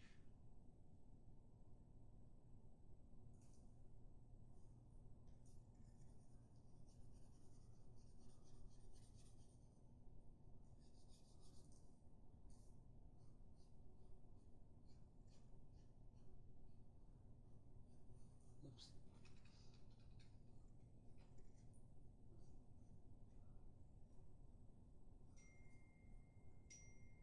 Oh, friend just texted me.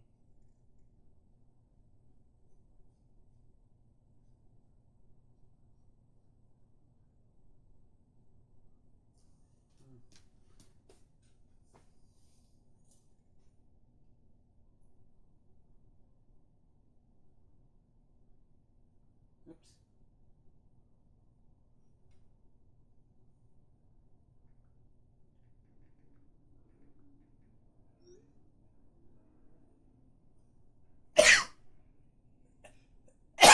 Excuse me. Some people do mukbang streams where they eat. I'm gonna do a sneeze bang here where you just watch me sneeze.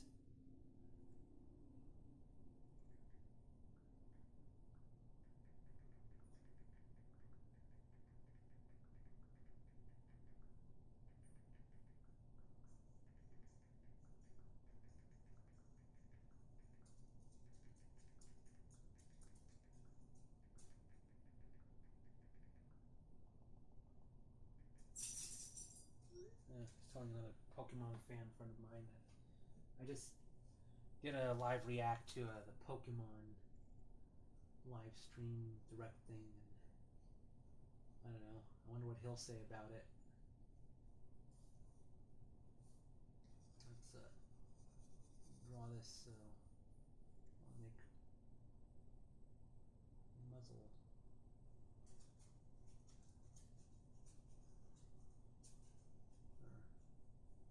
Our hands are now coming together.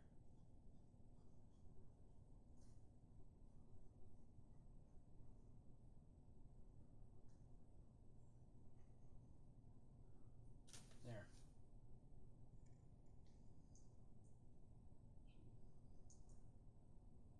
Goes down like that. And then, oops, ah crap. Just knocked over a little shelf on my desk here.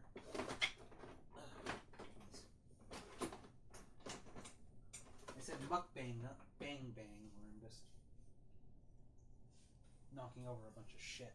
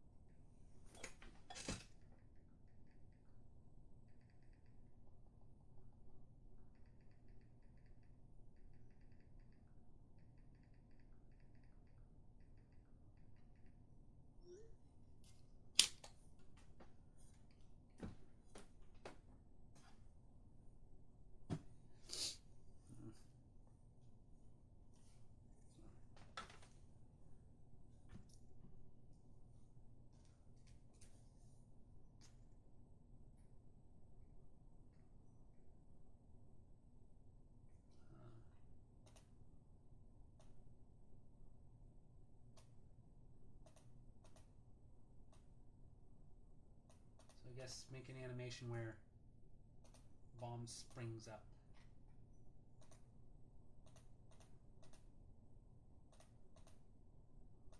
Is there any difference between... Okay, that's just one frame is...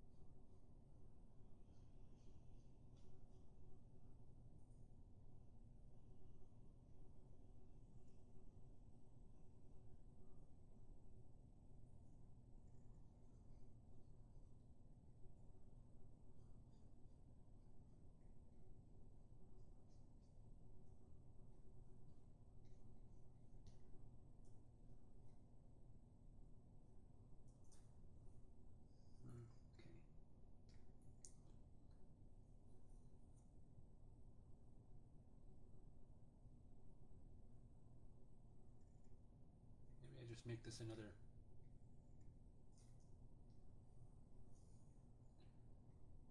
Oh.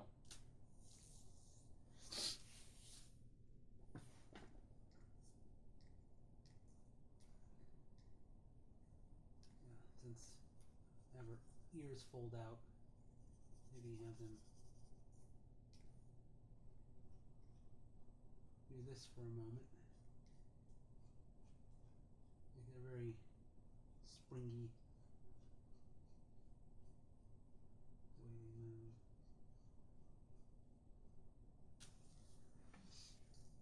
And then she hits a rest frame here. Oops.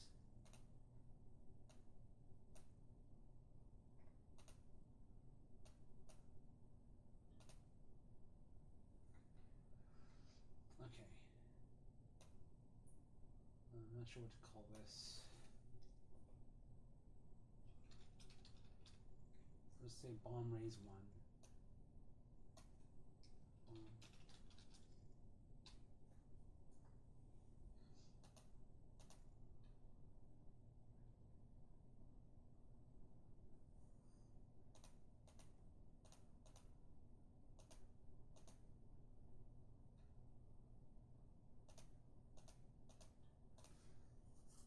Maybe.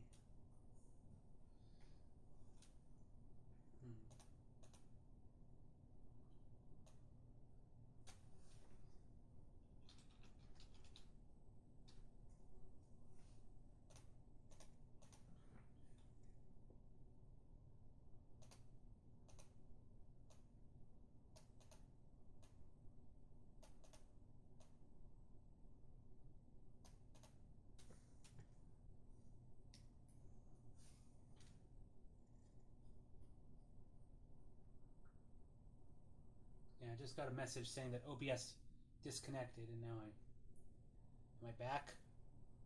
Everything's okay?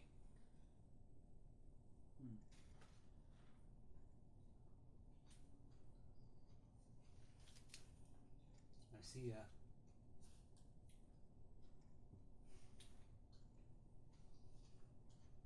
3 little green bars there, so yeah, okay, good. I hate when that happens. Like, it makes me worry. Did the wire disconnect? Or is that just something OBS does sometimes?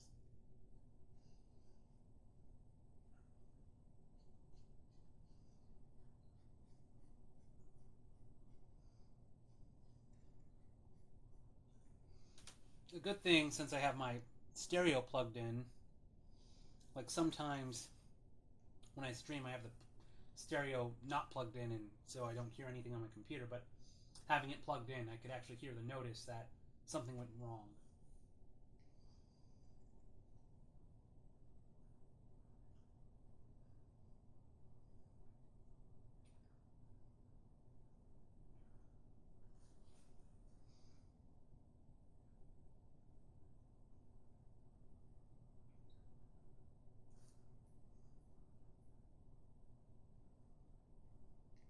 Actually, well, I could put the bell right there. Some of these you won't see the bell because the hands are in the way.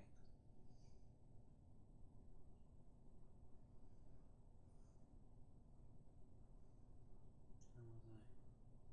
Oh yeah, here.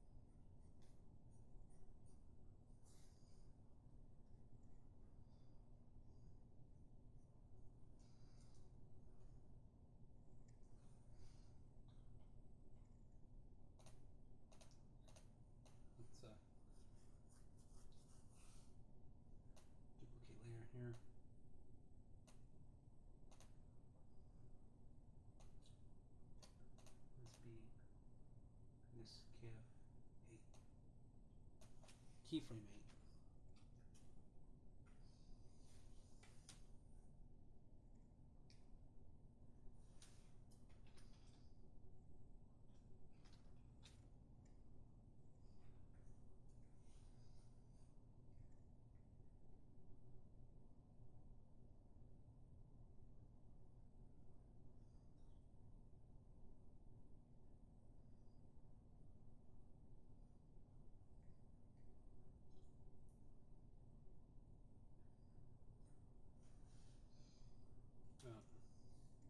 Frame where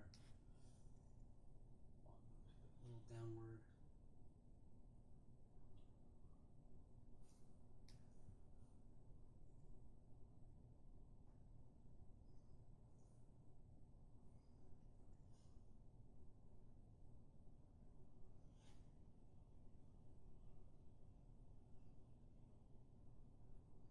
Actually, wait.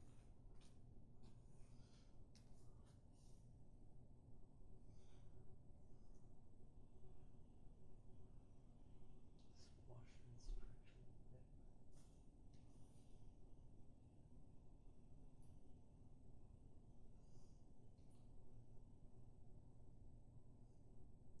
So what direction was the ears going? Okay, I'll have them move a little downward.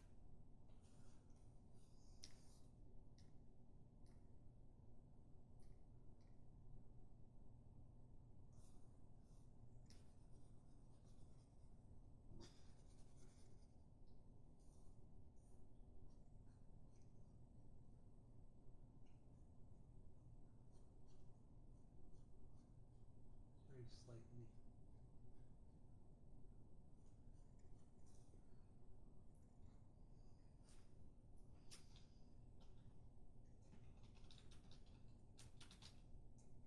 Solo slow in. I was trying to write.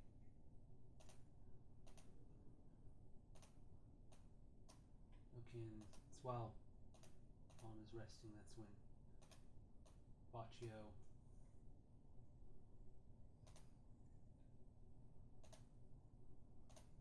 let's delete that.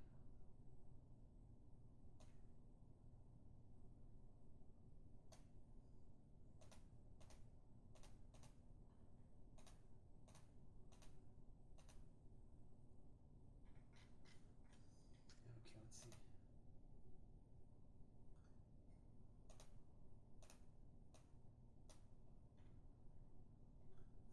Okay, I think I'll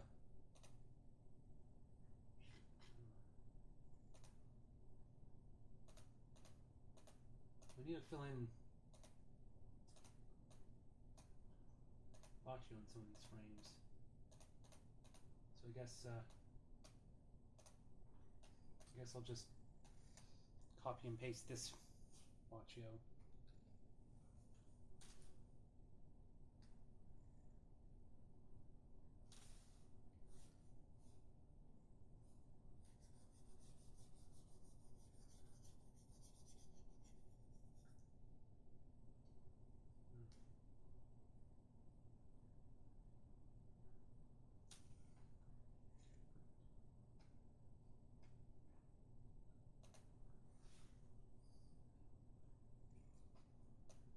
Not sure what I'll call this.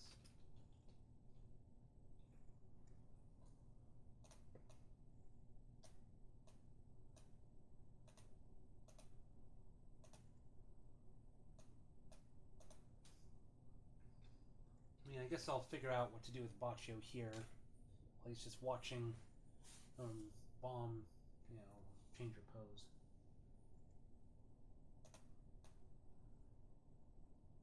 Well, here I have him doing some sort of breakdown.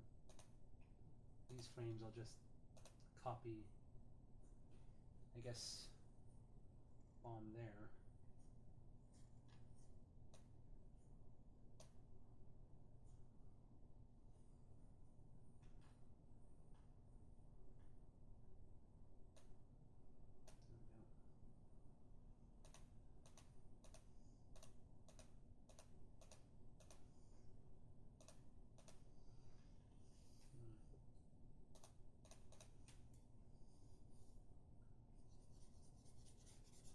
There we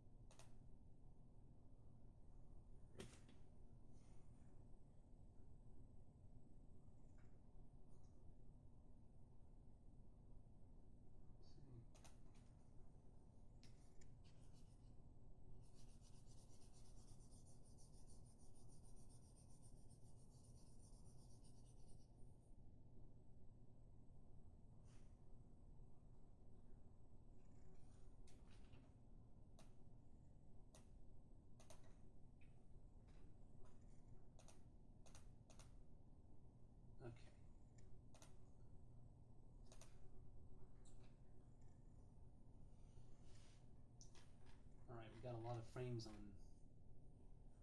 bomb moving around. I guess I'll just call this bell in between 8 and 9.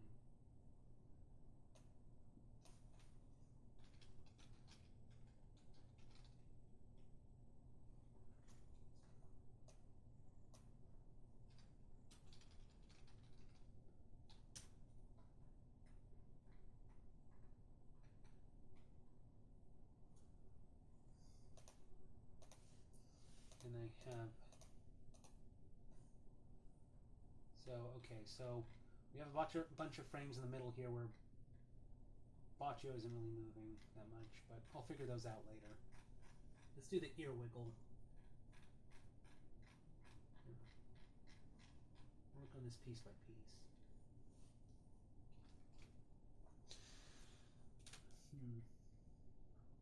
So at some point it goes from leaning backwards to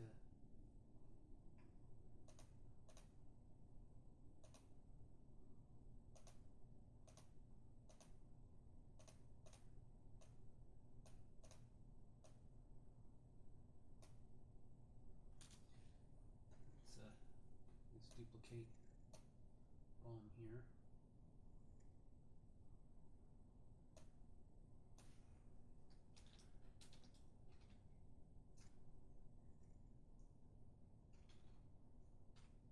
I'll just say ear wiggle anticipation 1, just to say that this is leading up to the ear wiggle part.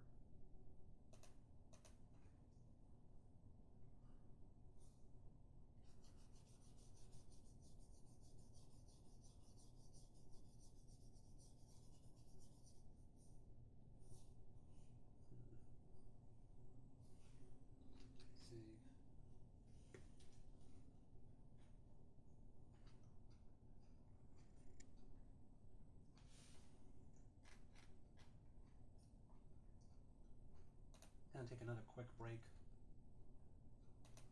Some BRB. Just gonna go to the bathroom again.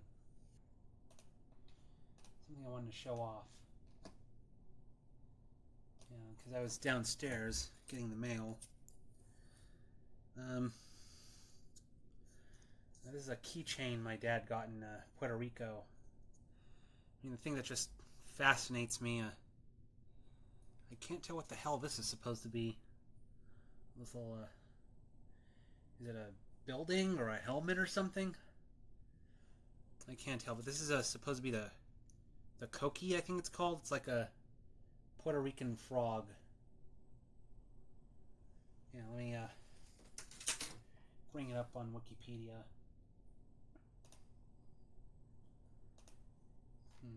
Just want to see more Garfmon.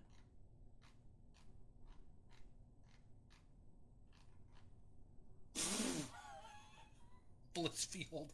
Oh my god. Well, I'll show that in a moment. First, let me look up. Puerto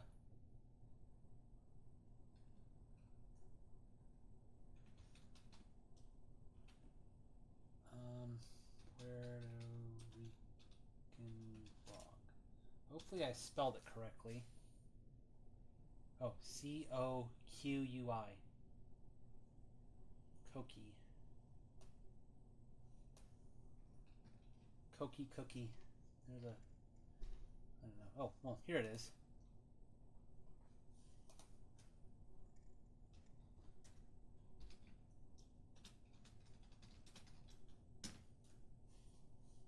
Common coqui. Well, I want the symbol.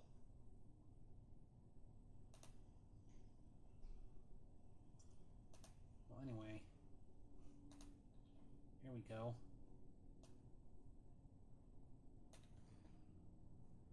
Well, there it is on Wikipedia. Is there a separate article for the... Oh, just same thing. I don't know why they link it. You know, link the Wikipedia article within its Wikipedia article. Sound of the coqui.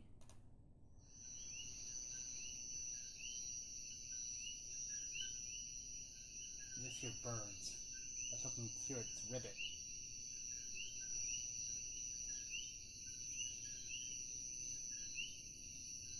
Or does it sound like a...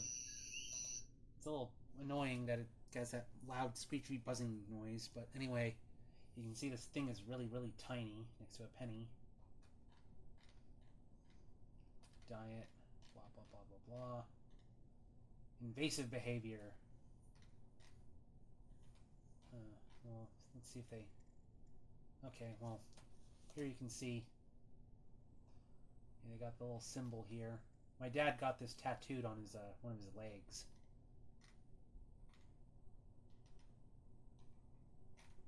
Looks like almost a funky looking stick man. That's pretty neat. Now I just need to find out, is there a Puerto Rican guinea pig? Got a Cuiboricuo. I mean, guinea pigs are from Peru, not Puerto Rico, but still, you know, they could be adaptive. Anyway, this is what I was laughing at earlier. The Blissey version of Garfield.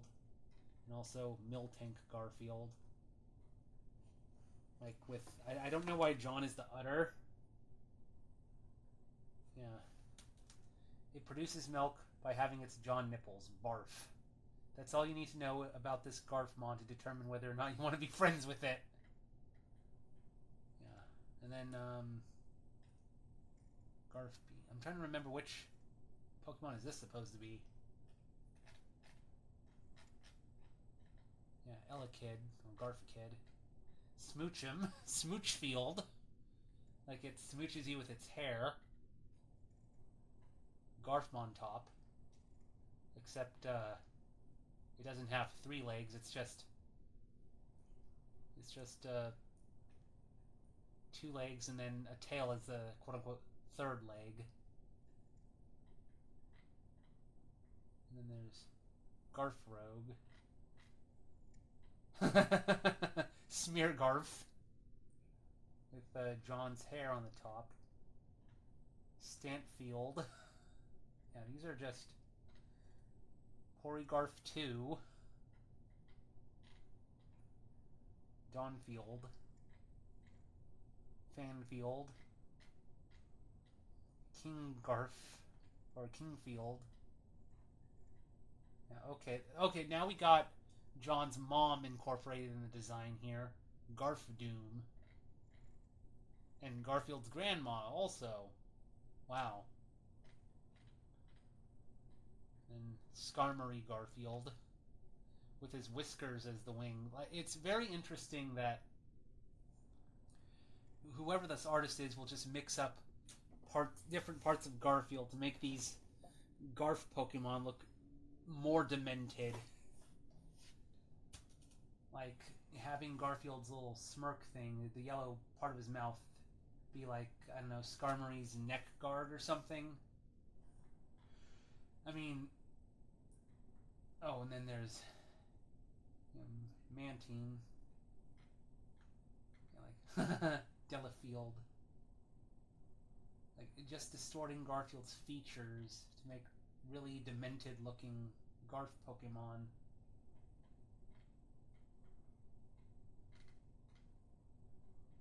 Like they almost look AI generated. But what's this? This Garfmon only lives in very polluted waters like a city sewer system or rural septic tank, or I guess I should be more specific and only lives in poop water. Pillowfield. I gotta check. What does it have a date on this? Crap. I just want to see when was this. What was the date of when these were posted? I just want to make sure that. Oh, I think maybe in the okay 20. When was the last update? I gotta see when was this last updated. So 2020. Okay, so a lot of these were actually done, I think, before AI art became a thing. So a lot of these were actually drawn. This isn't like an AI program being told produce some sort of Garfield Pokemon abomination. Someone actually put thought into these things. That's amazing. Wow. It's like this is a Cargo Garfield.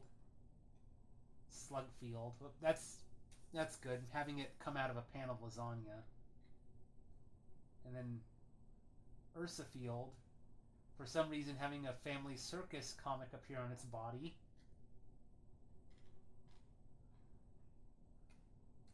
Sneezefield. Okay. Maybe I should just get back to the animation. I don't know. I'm just finding all these Garfmon just fascinating. Oh, now this is good. Scissor Garfield with, yeah, his own heads as scissors pinchers.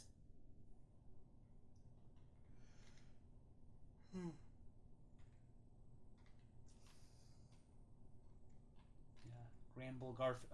Why is there an eye on its foot? Like, I know there's a cut beta Pokemon that had mouths on its feet, but that's just really strange. Yeah, one of the beta Pokemon from Gen 3 that was cut. And there's Steelix Garfield. It's kind of weird finding out that there's one person in Ben the Dragon's Discord that was actually involved in these Pokemon beta leaks. That was a weird discovery to find. Like, I was watching someone recount the history of these beta leaks, and it's like, oh, look, I recognize this person, and then it goes on about how, you know, that person was then harassed by people for not releasing enough or releasing too much, and it's like, oh my god, wow, this took a dark turn that I did not expect. And then we have Gligger Garfield. Like, what is it with Garfield spawning extra faces or something? Dunsparce. Well, I don't know. Suddenly this has me thinking of one of the Garfield plushies I have. Let me get this. Yeah, look at this. I mean, you know, Garfield spawning a bunch of extra faces everywhere. Kind of makes me think of this plushie I have. Garfield wearing, like, little slippers of himself. I got this at a flea market. I have an extensive collection of Garfield plushies.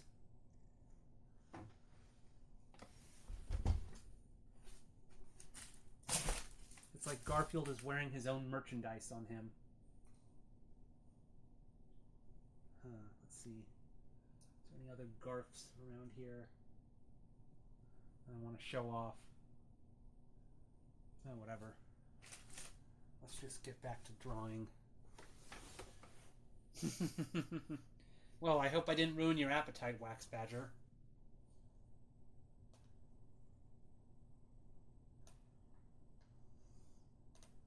And here's the Garfield that only swims in poop water. Yeah, that's really what I want to think about when I think Garfield.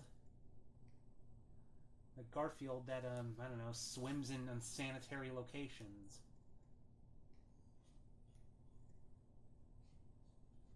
Okay, now Boccio, I'm going to draw him leaning in.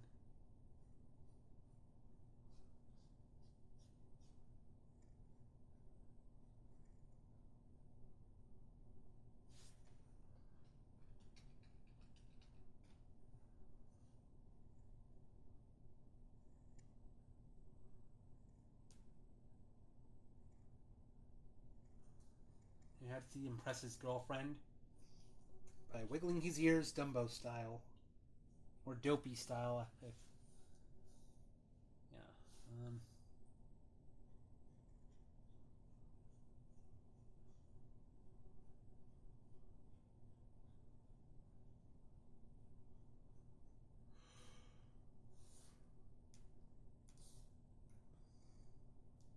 I'll probably stream until, like, I don't know, another half hour.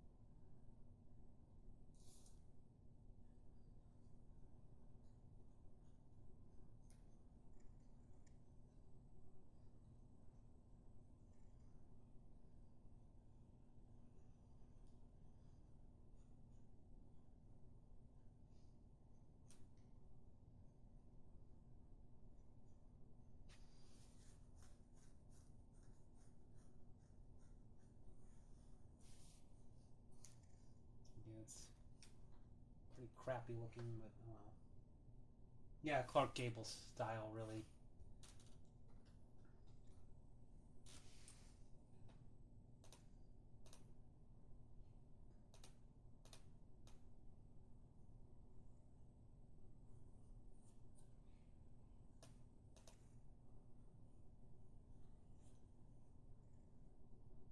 I'm trying to think.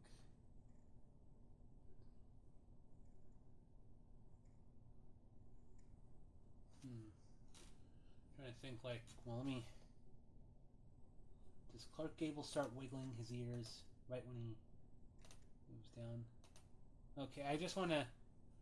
Okay, so he just moves down a little bit. It's not a big action. So maybe I could.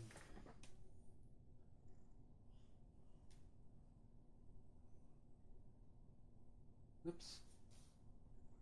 Wrong frame. I need to grab this one.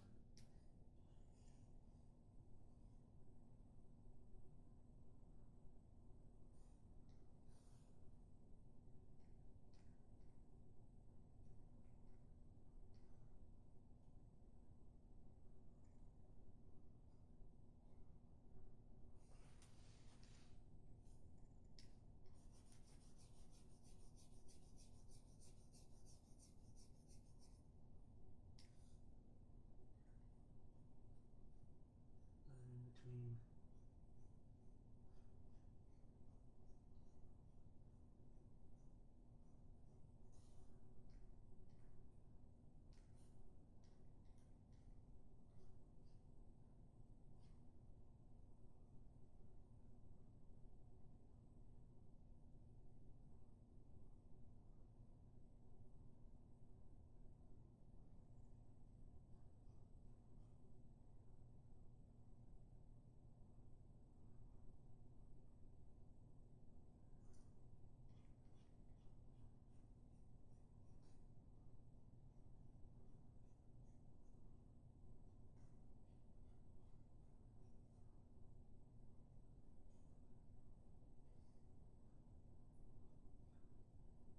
Not really keeping track of where the goggles are. It almost looks like a game controller he's holding.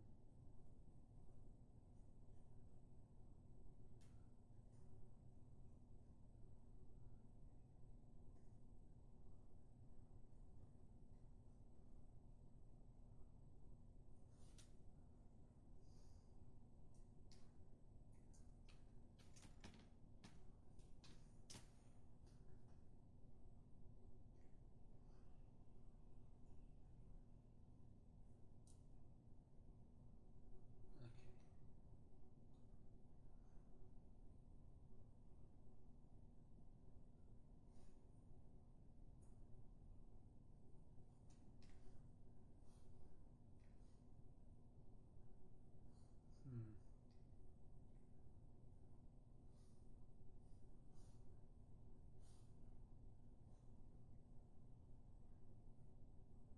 Move this down a little bit more.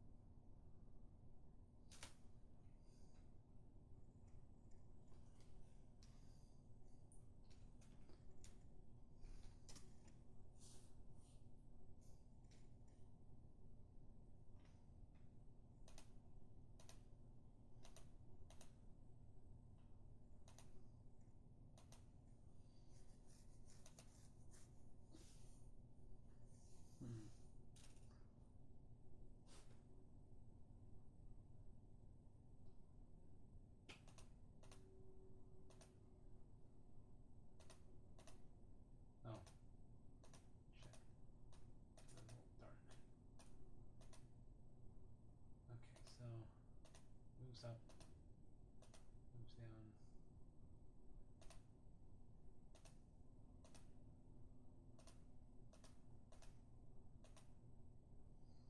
Yeah, so this is an animation that'll be looped. So it goes from that to...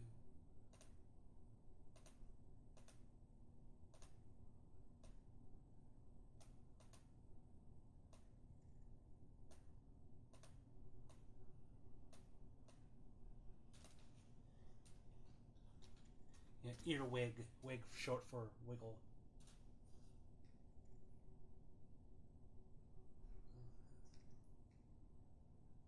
Shit.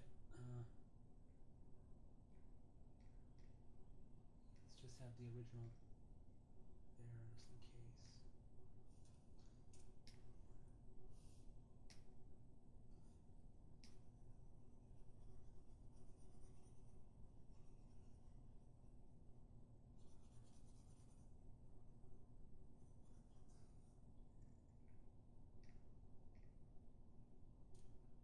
Okay, you can see.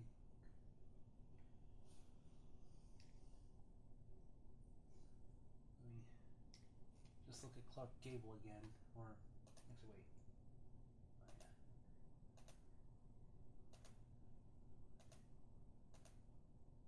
Oh, no. I just have the still frames there. Okay.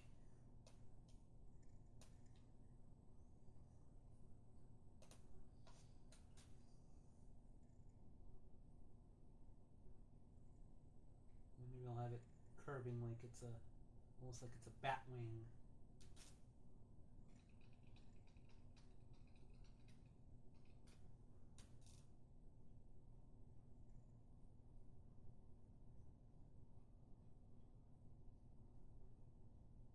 Actually, wait. No, maybe I'll do a partial. It's like I don't want this animation to be way too slow. Like I want it to be kind of snappy a bit.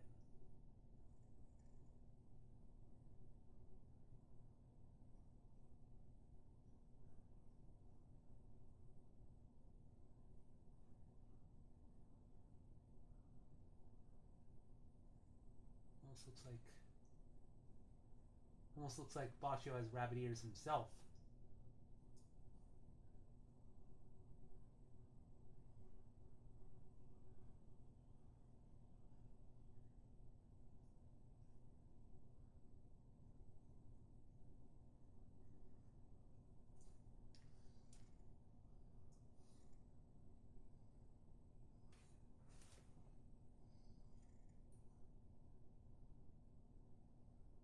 Probably redraw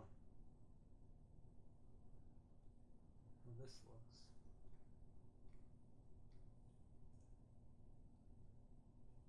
Actually, wait.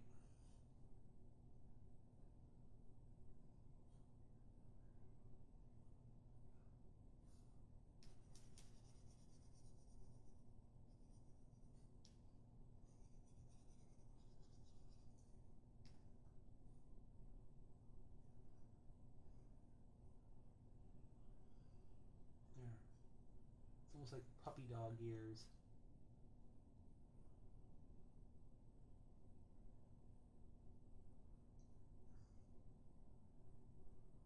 There we go.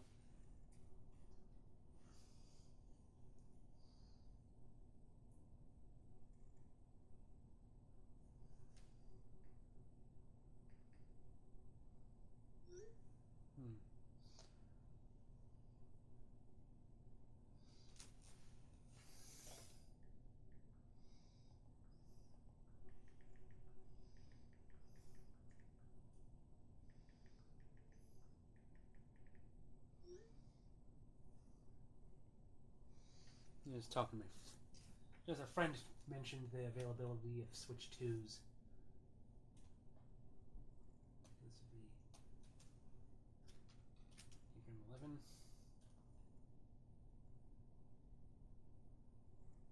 Sure you're following the clip you're recreating to a T? That's what I was trying to check.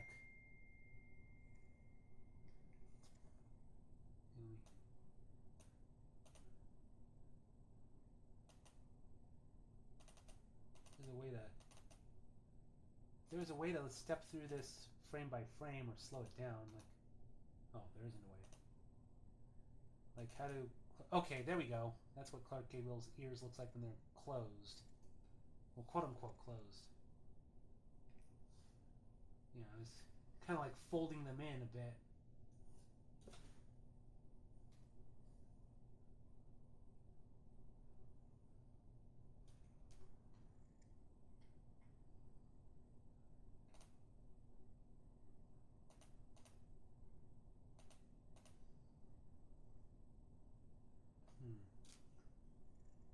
Actually, maybe this... I'm trying to think. Maybe this frame where they're opening up, maybe that could be better when after they've closed in and... I'm trying to think this through.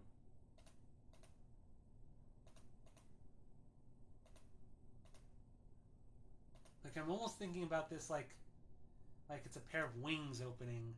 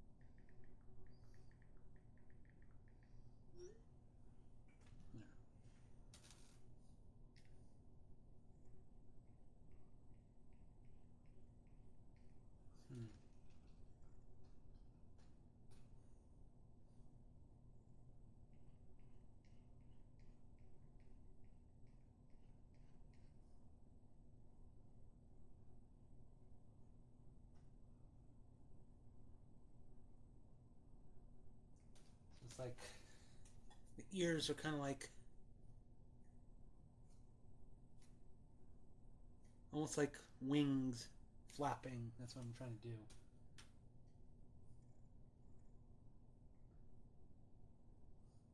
I was trying to figure out like how I want it to look.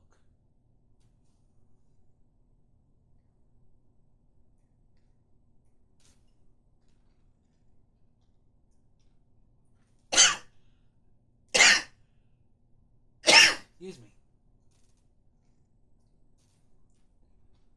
I mean, I'll see how it looks when I put this in the animatic.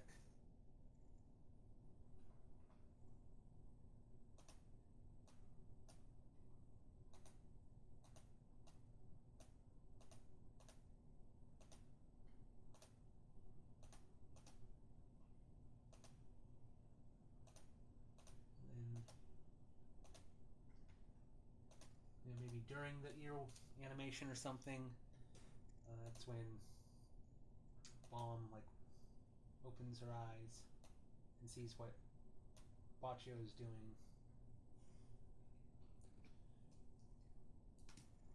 Get some more water.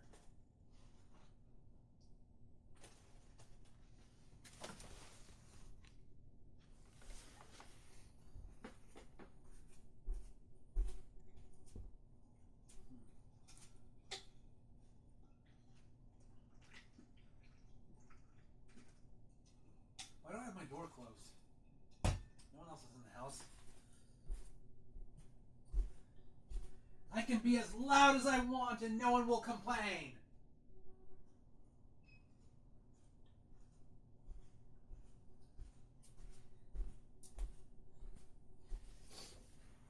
You know, like, I don't know, I'm just so used to other people being in the house that I still try to remain modest when I'm alone.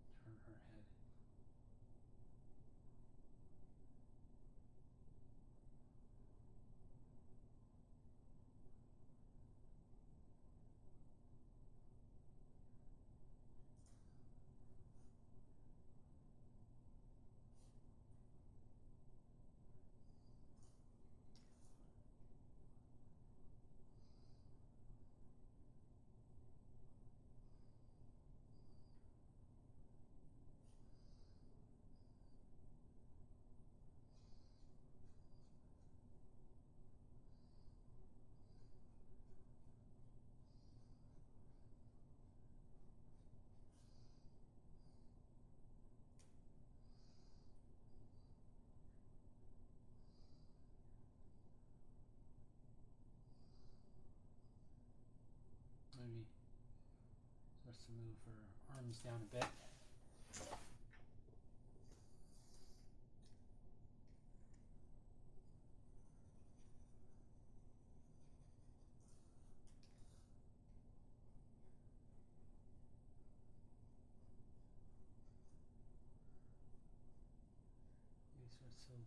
make him a little more relaxed.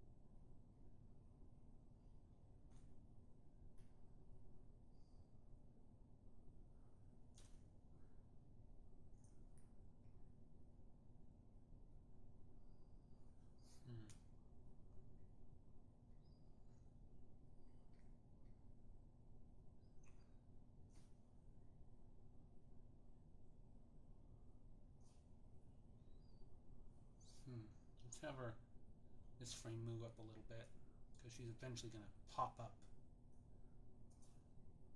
I'm going to move this up a little.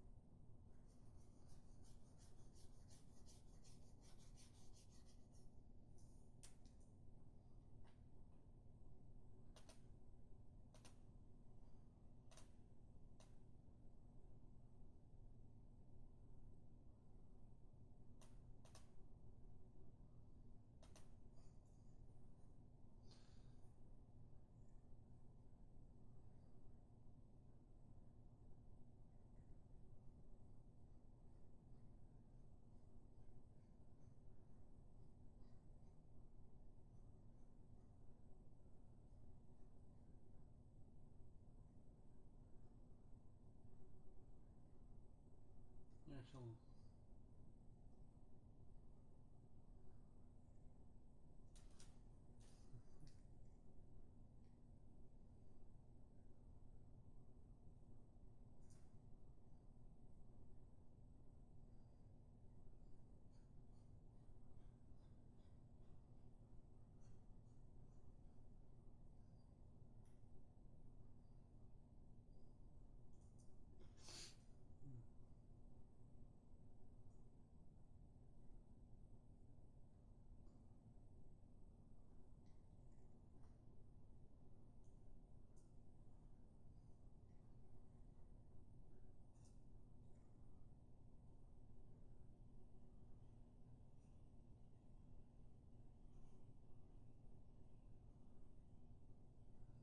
I'm trying to think, is this the correct direction for our ears to sway around?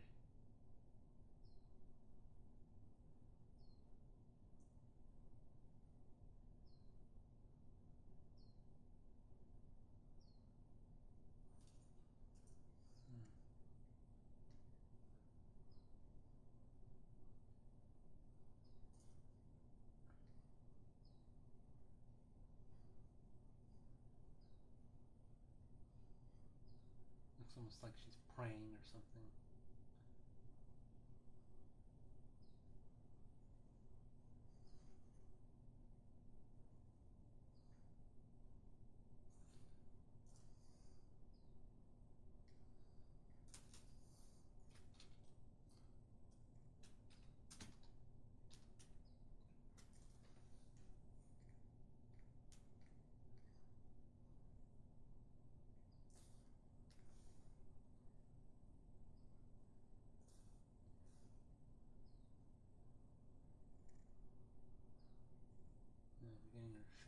expression.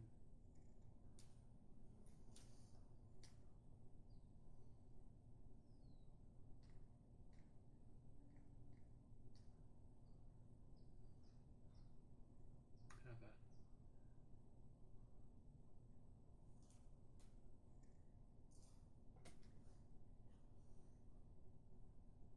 one where she springs up.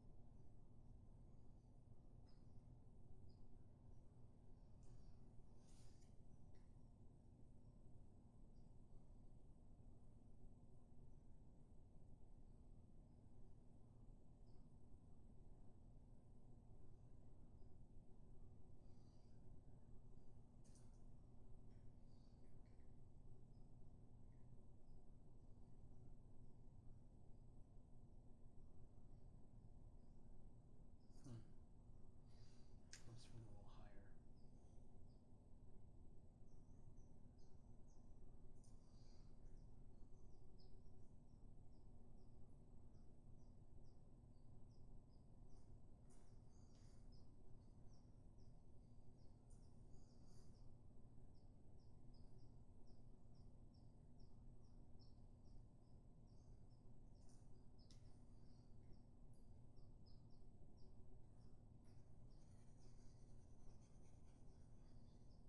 Have that.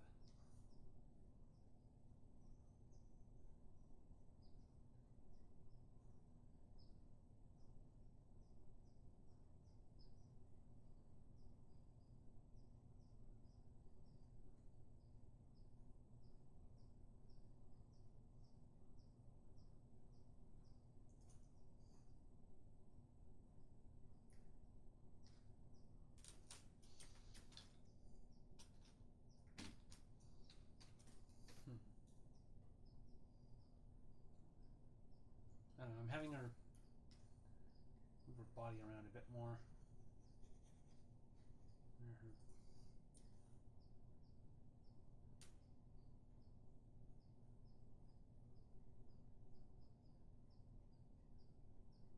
There.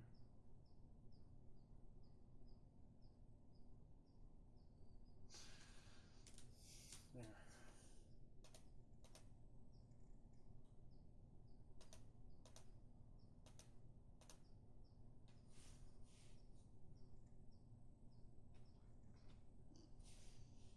There we go.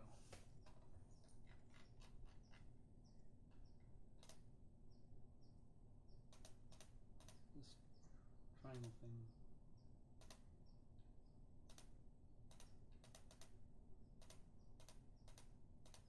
I wonder what that button means.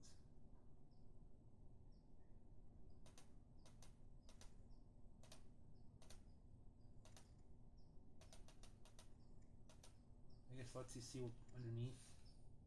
I don't know. It's a button I haven't used in Sketchbook Pro.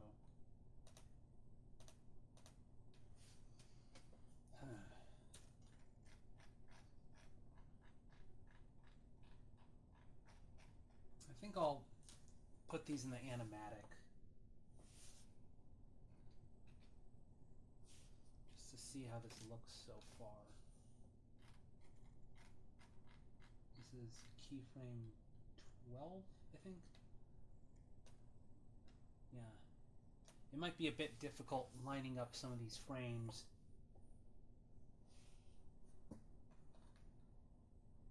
It's animation 2.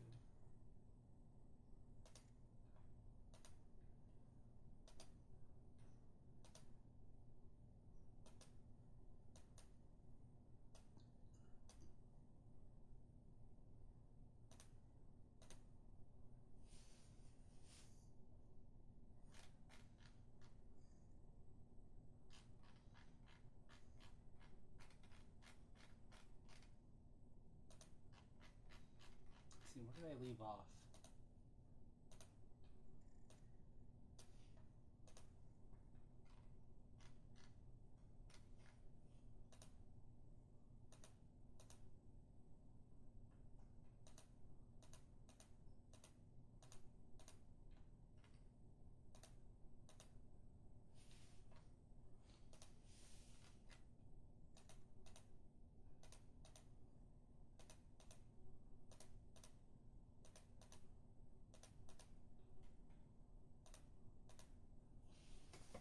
Okay.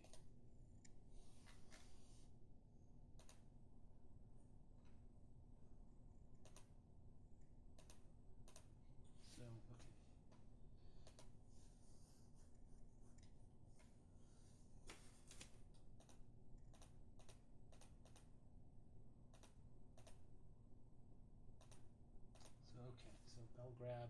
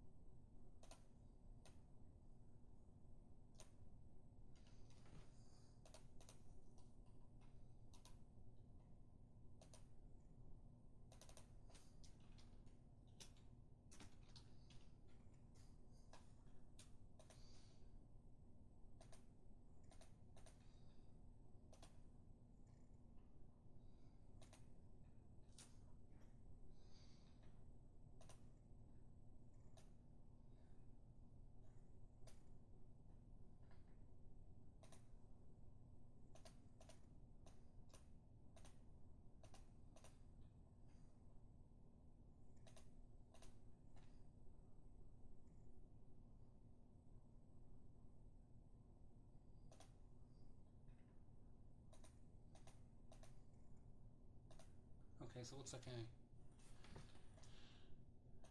might get rid of some of the frames I did.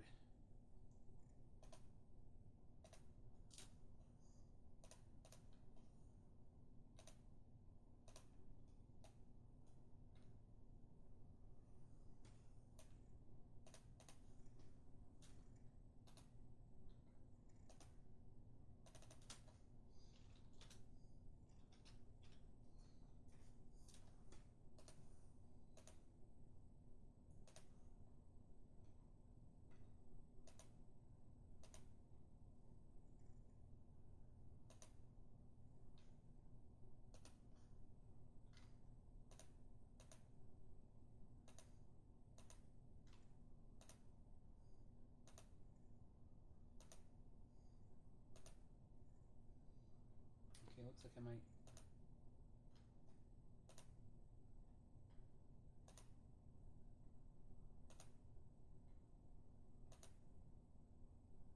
Okay, looks like some of these frames I'm changing. Okay, that's a little confusing.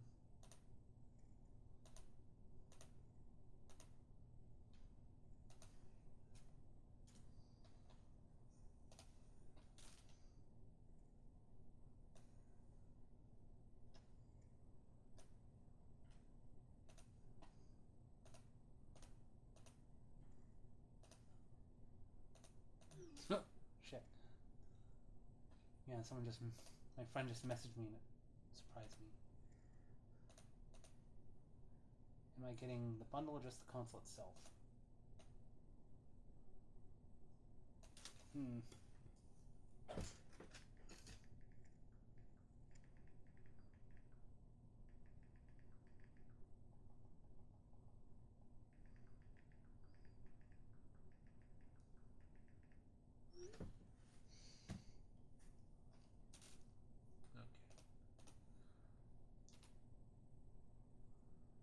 Down.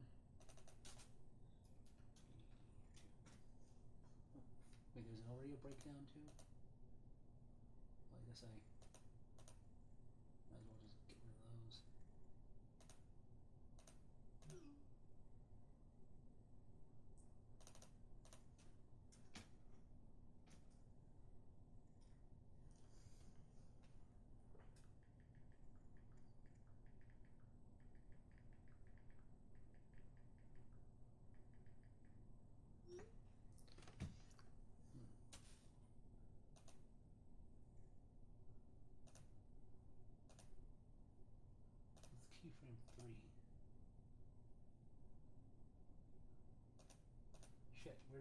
keyframe 3 go?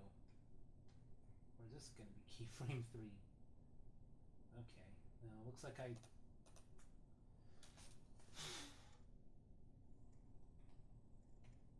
rename this keyframe 3.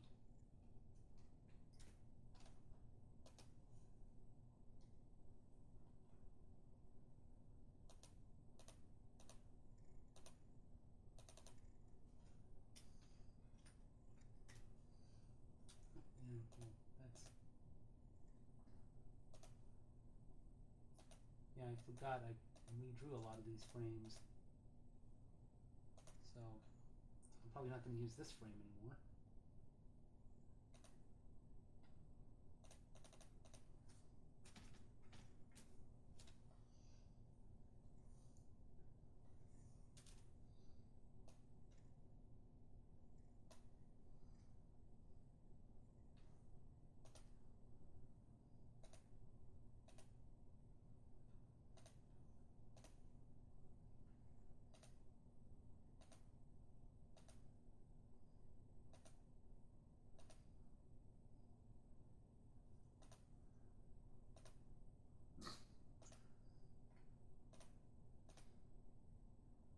Keyframe 4.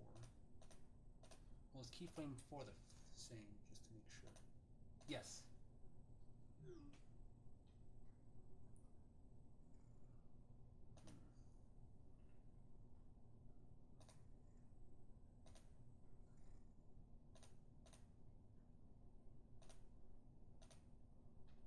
Okay, so it looks like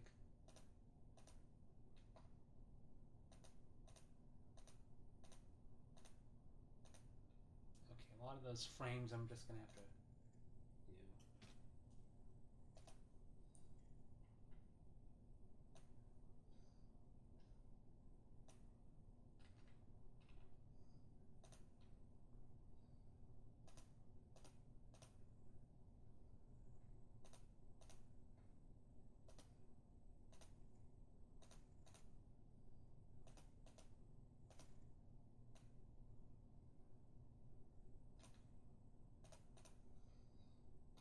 I'll raise 1.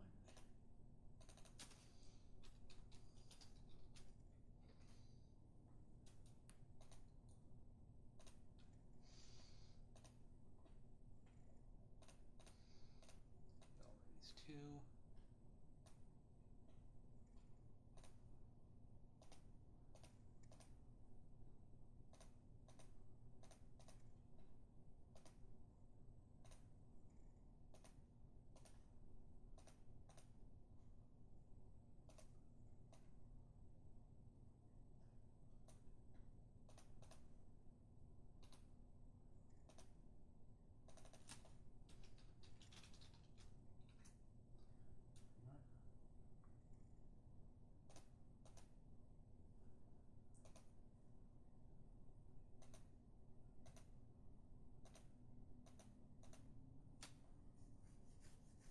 I think I'm going to end up cutting some of these frames just to make the animation go faster and look smoother. This is breakdown 2.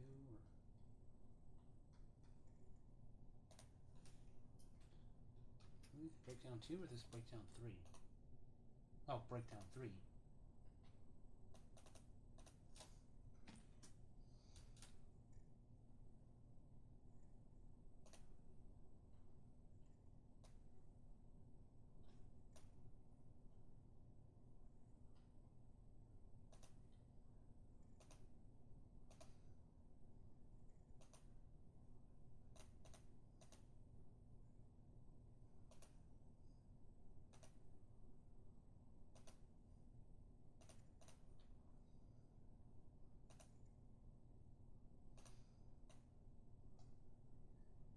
And doing this animatic style, I can see any mistakes or any frames I need to fix.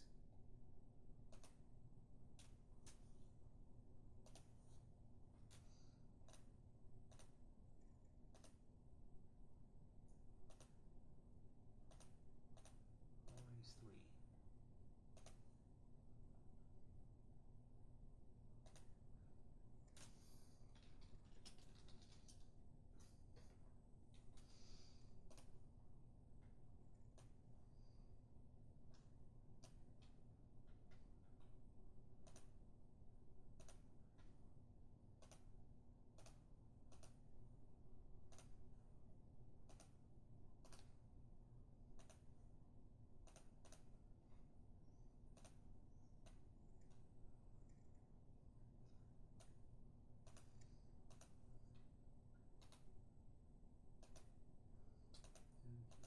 before. What is she resting her arm on? Let me rewatch the Clarabelle animation. On the seat?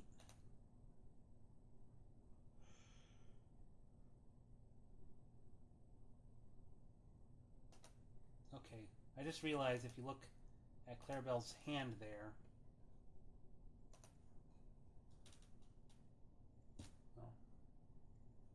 Oh, sorry, the little picture preview. Just watch her hand on the... It's like her fingers dance around a little bit. So it's like no part of this character stays still exactly. Every part of her is moving.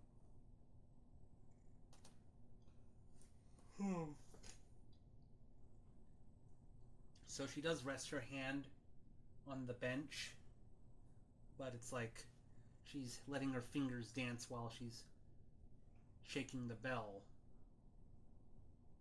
I don't know, I might end up redrawing how Bomb hold, like how her resting, what a resting hand does.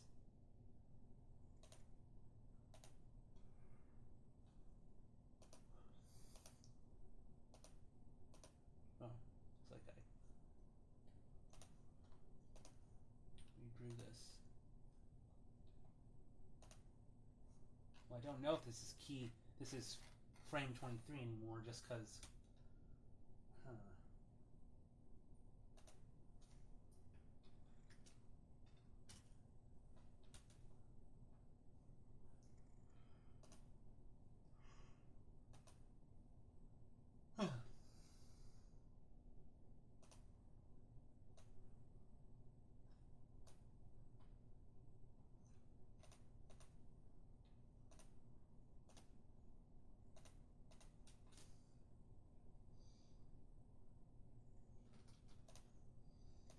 Oh, damn it. GIMP freeze. Come on. There we go. Just pause for a moment. Good. I was afraid.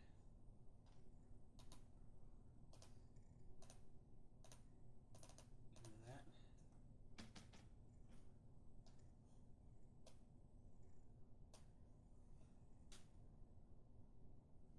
Let's see how this looks so far.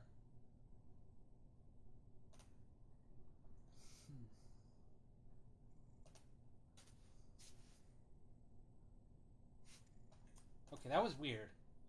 Seeing if I go back. Just smoothly lifting the bell up. Wow.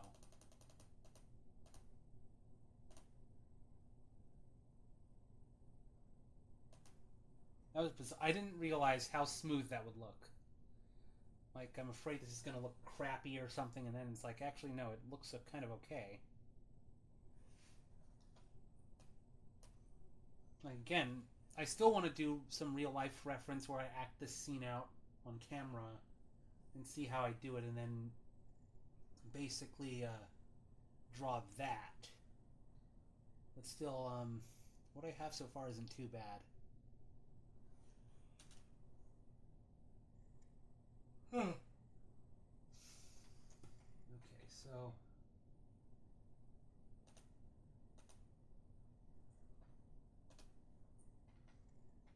I'll raise 1, 2... Okay.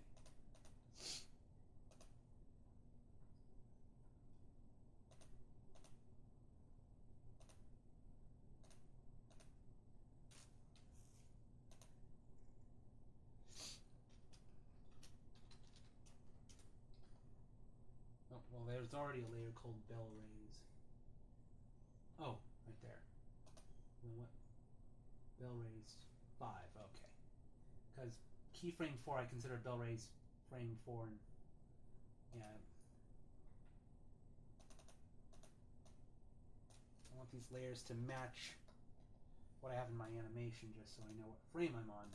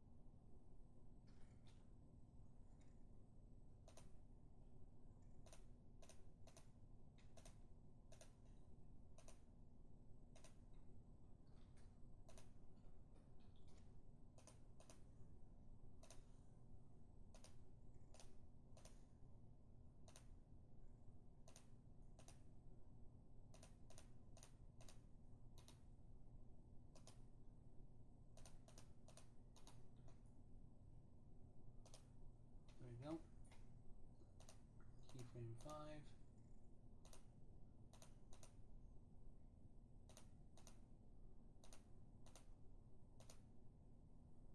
Oh, I forgot I have Pachio moving upward.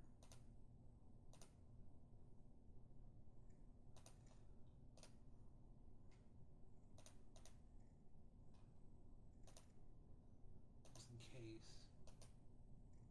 Okay, so keyframe 5 does look.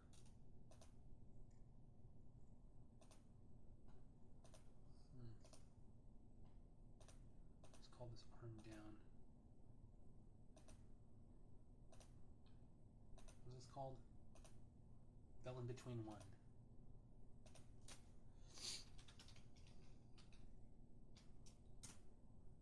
I just realized it's 6:34. I should probably feed the dogs.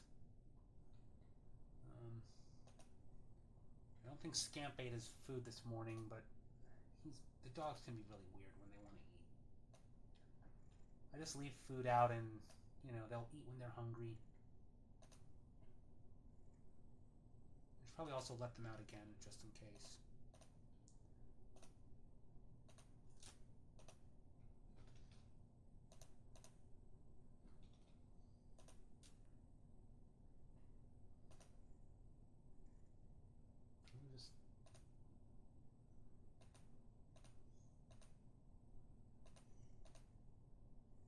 Oh, looks like I have some things out of order.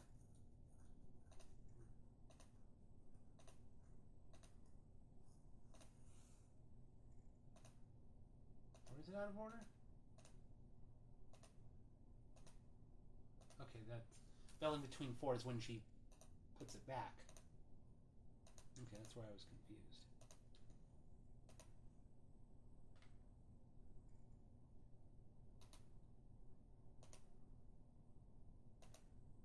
Keyframe 6.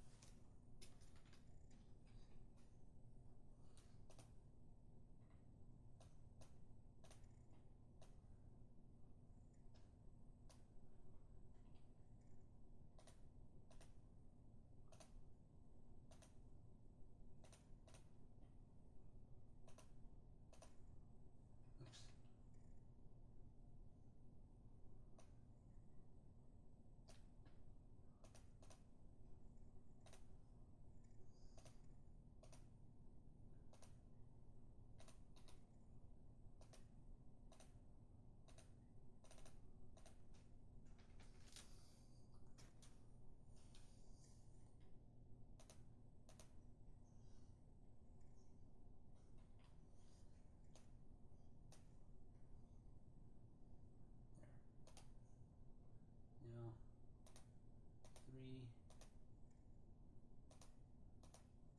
Okay, bell in between 2 and 3, and I guess there I repeat the animation of the bell shaking up and down.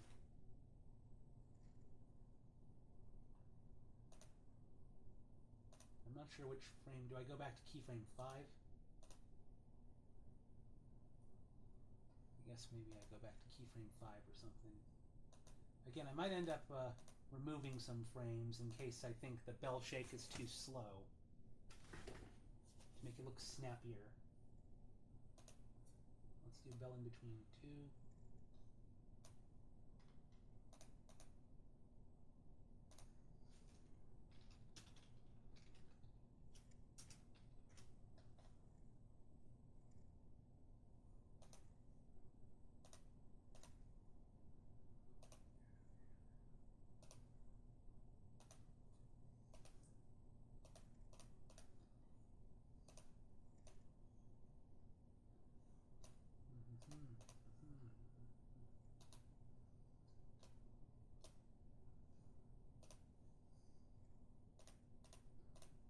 Okay, and then bell in between 3.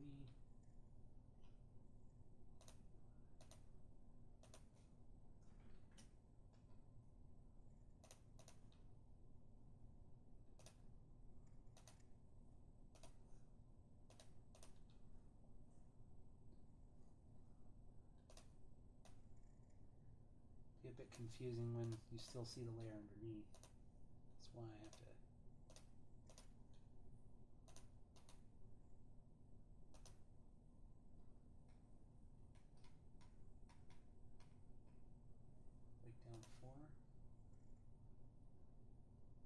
Okay, so breakdown 4 is when I'm going to say, instead of saying bell in between, I say bell return to indicate she's putting her arm down.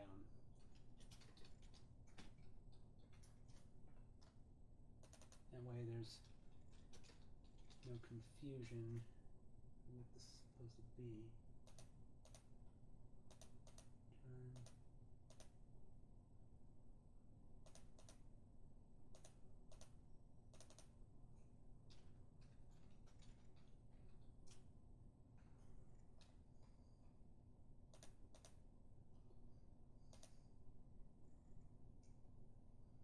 Turn. Bell return 6.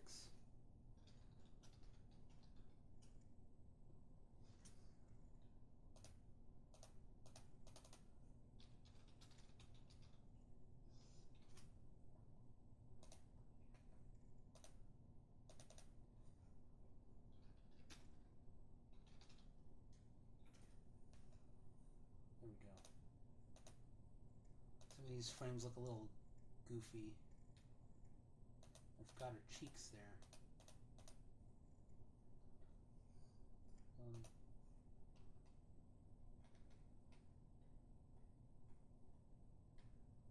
How many times do I have her shaking the bell? Shake 4. Well, I'll figure out how many times.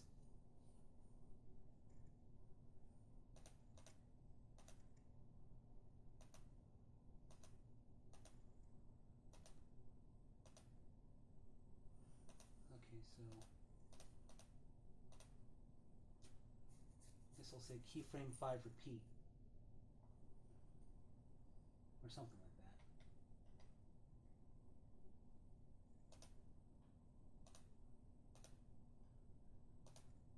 So,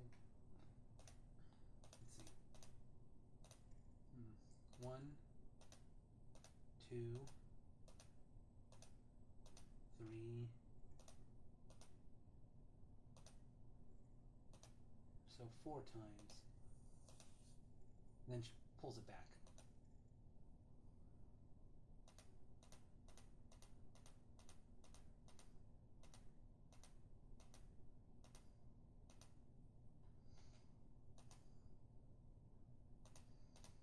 Okay, so that's how I timed it out. About 4 times.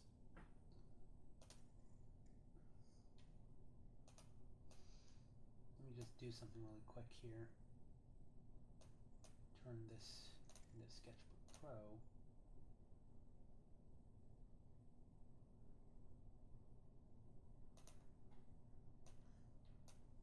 I just want to draw her cheeks here, because I forgot to.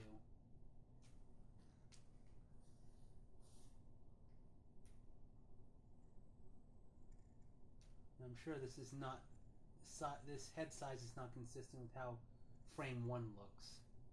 But, you know, I will, yeah. I can just, you know, embiggen the head to match frame 1. I mean, this is just a rough animatic drawing. I'll clean these up later, and I know that's going to take a really, really long time.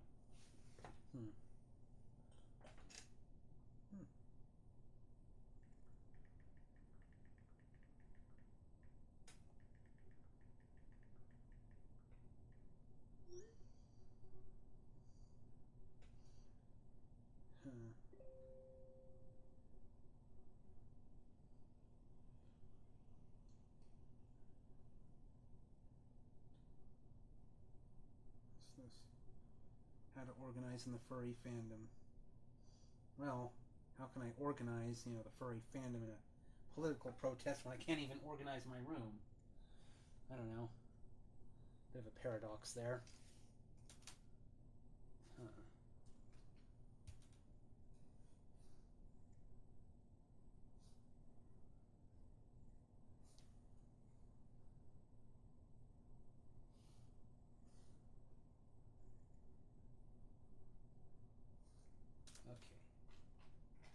Where was I again?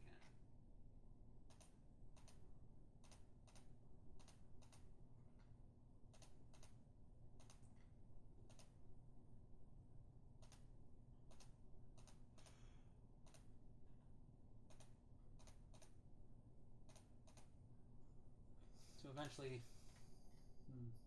let's see what time is it, 6:44. I should probably call it a night soon. I mean, I know it's, I mean, I started streaming pretty early. It's just, I want to take care of the dogs and everything, and I don't want to just spend all day at my computer. I want to at least move around a bit. But let me just finish up. Let me at least finish up. She puts the bell back to, you know, at least make it a keyframe 7. I can work on this more off screen. Let me at least, let's see, figure out how this bell shaking animation should go. Okay, right off the bat, something to correct. Elbow looks, okay, the length of the arm changes and where the elbow is. That's something that should be fixed.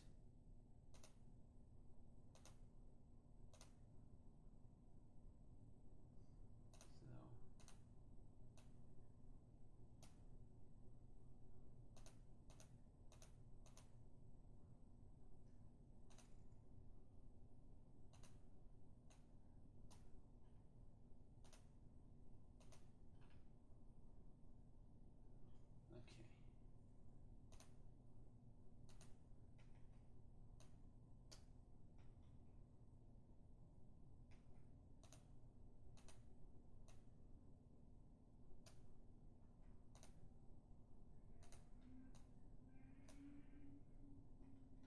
1, 2.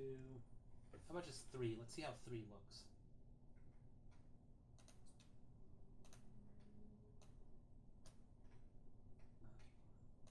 Okay. 1.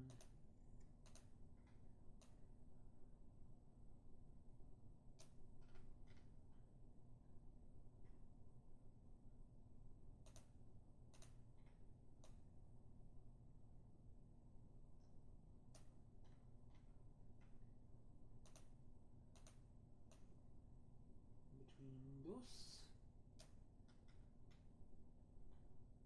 Between some.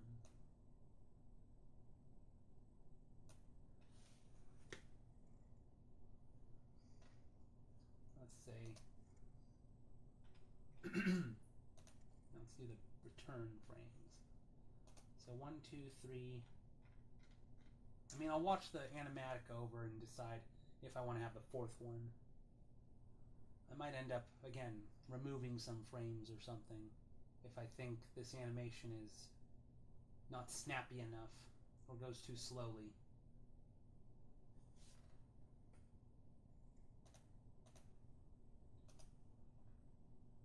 Break down 4. So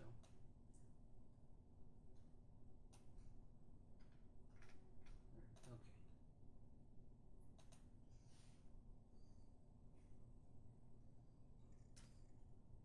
Oh no, bell return 1.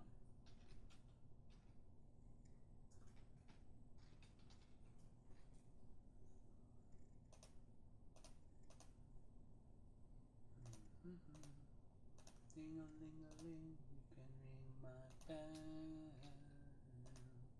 Ring my bell. Ding-a-ling-a-ling.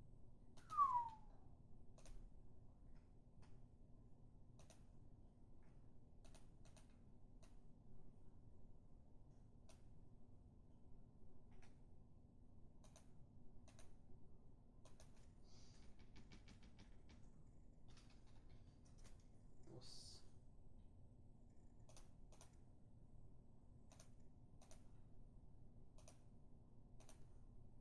I should look up animation terminology in Spanish, like what are the 12 principles of animation called? 12 principales de animación? I don't know.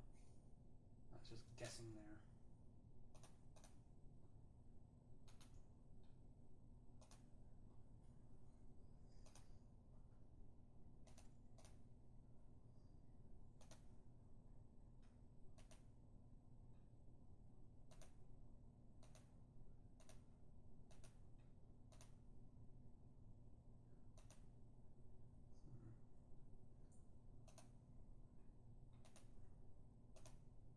So it doesn't look like these frames differ at all. 4.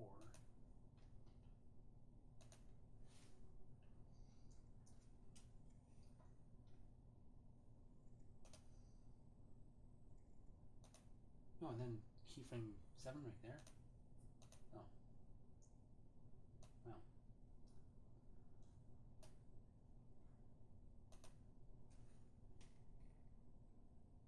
And normally an animator would probably have an X sheet or something helping them. It's like I'm kind of doing this off the top of my head. Well, not entirely. I did space things out and number everything, so not like I have totally no guidance or something. But if I was doing this like professionally, what I'm doing is probably, I don't know, probably not what they want me to do.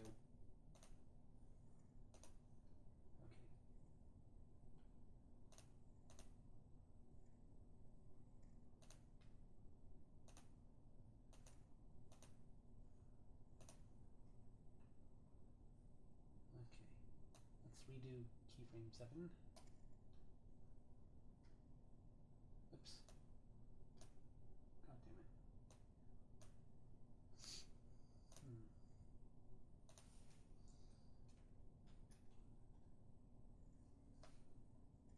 Nope, I said KH7 like Kingdom Hearts, not KF7 like keyframe.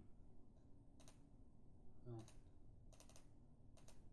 Okay, now I want to go back through my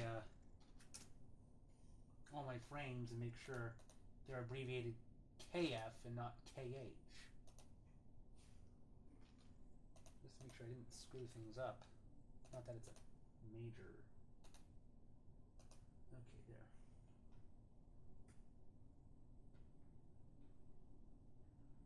Yeah, they all say KF, not KH.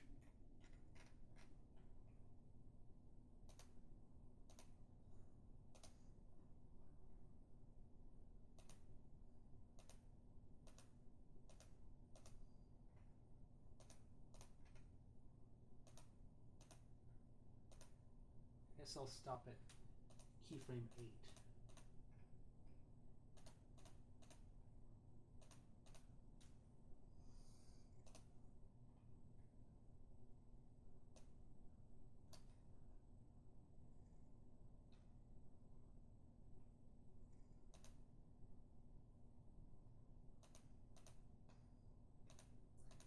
So breakdown 5. Bell returns 6, 7, 8.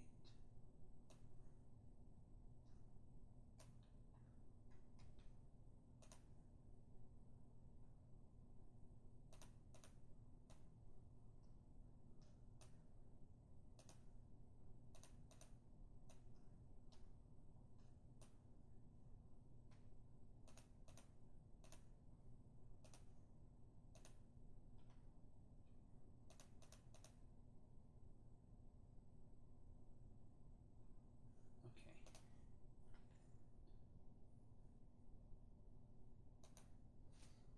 Bell return 6.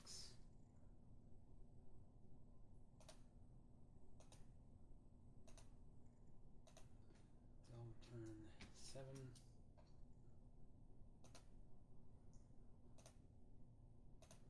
Bell return 8.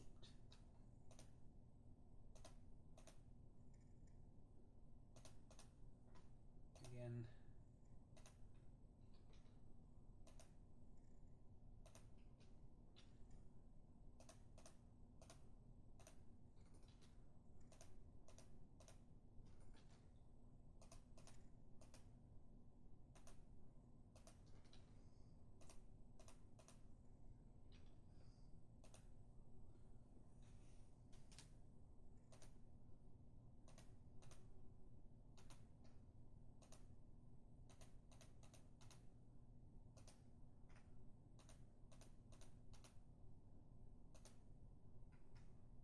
Now let's see, breakdown 5 look any different?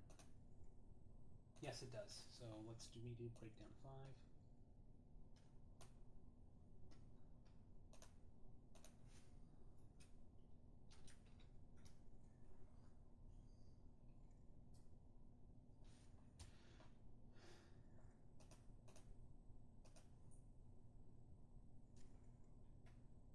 have to worry about copyright or something. I'd be playing Ring My Bell.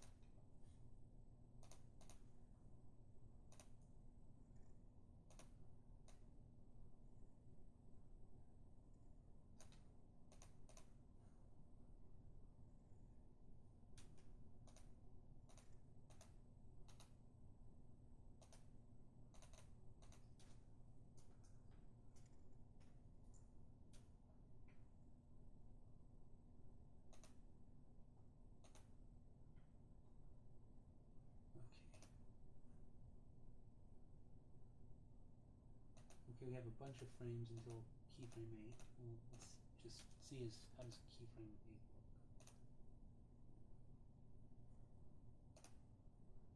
Okay, the keyframe 8 is different looking. Ah.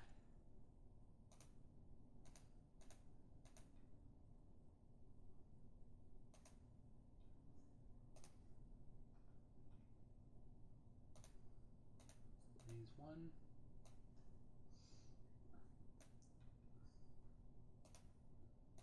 Blaze 2. Blaze 3. Blaze 4.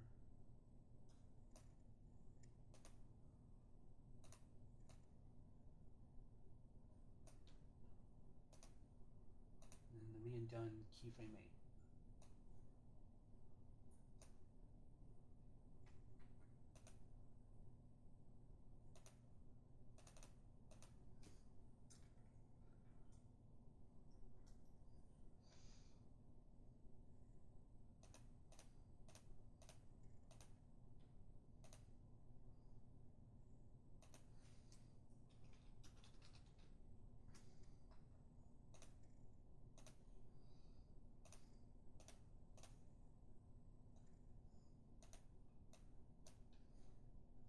Oops.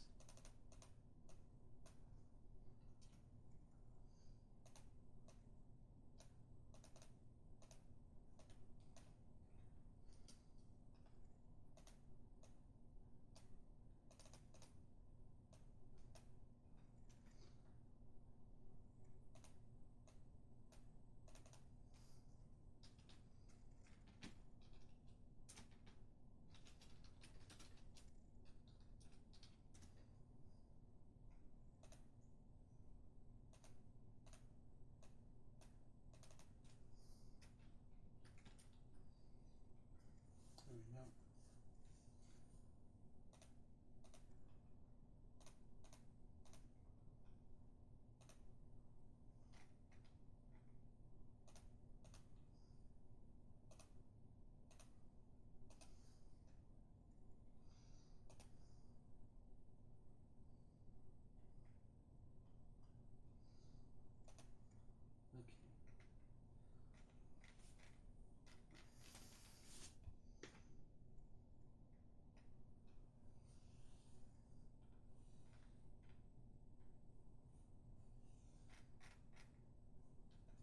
Okay. Oh yeah, okay.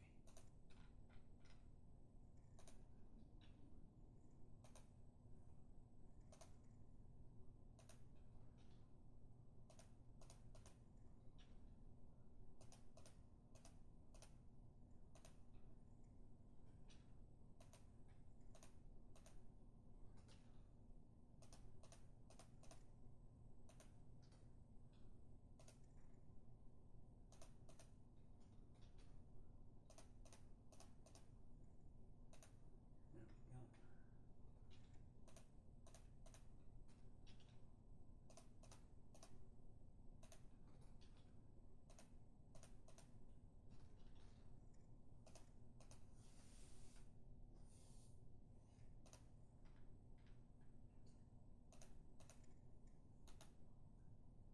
Okay. Now let's see how this looks.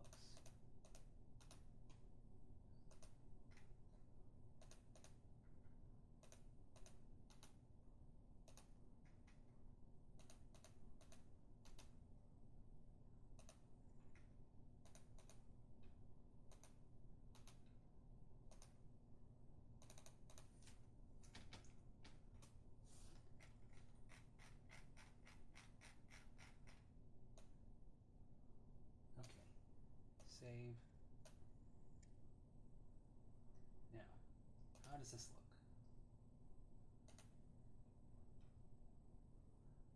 Okay, so far, how many frames is this? 113. Okay, so the total I had was 112. So far, this is 113. I mean, that's probably going to change as I put in more frames and everything, but I'm glad to see that what I have so far has not changed the frame number drastically yet.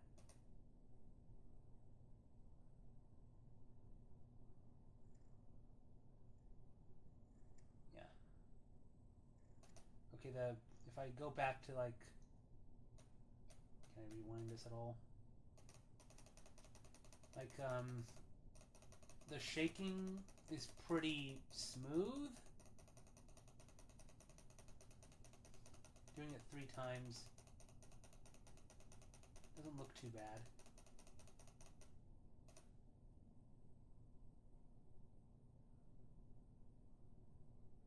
Yeah, but I think I could delete a few frames, maybe just to make it look faster. You know, make the action look more snappy and everything. Meanwhile, the slow animation does smooth. While it does look smooth, it it may not. It'll look a bit too slow, and it won't have the same energy as the animation with Clark Gable and Clarabelle Cow. But you know, I'll show this to a friend of mine and get her opinion on how this is looking so far. But and then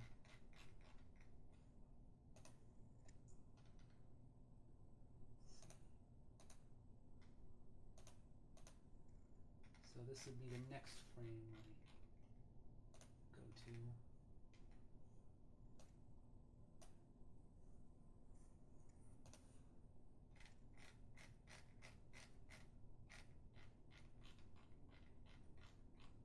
I will have to go through this and renumber all the frames and mark, you know, the keyframes and breakdowns and everything. But I think that's good for tonight. I should take care of the dogs and feed them. Alright.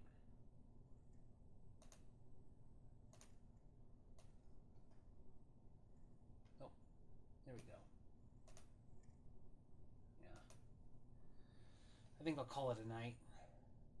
So I'll continue to work on this animation off stream, but anyway, yeah, you're welcome, Ken.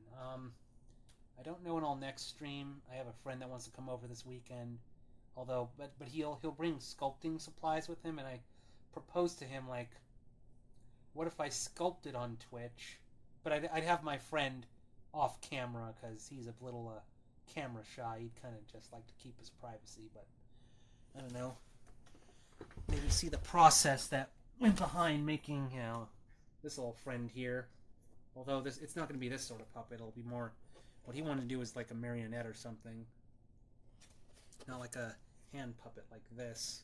I still need to attach I still need to like glue the parts here or sew them or something. And I wanted to give the alligator like some teeth. Alright, so I guess I'll play the end card. Alrighty. Thank you for watching. Gracias por la visita. Follow me on DeviantArt, Weasel, Shitter, the home of Mecha Hitler, created by Elon Musk. You know, he's got enough money in the world to feed all people on Earth, but instead he chooses it to make Mecha Hitler. Yeah, Blue Sky, Instagram, YouTube, Tumblr. Buy my stuff on Cafe Press, and I'm on Fur Affinity. I go by the name Shinku, like Shinku Hodokin, except with fur at the beginning. So, thank you very much for everyone watching, and for watching this animation and everything. Anyway, and yep, see you, Wax Badger. And now for that pesky little off switch. I think I found it.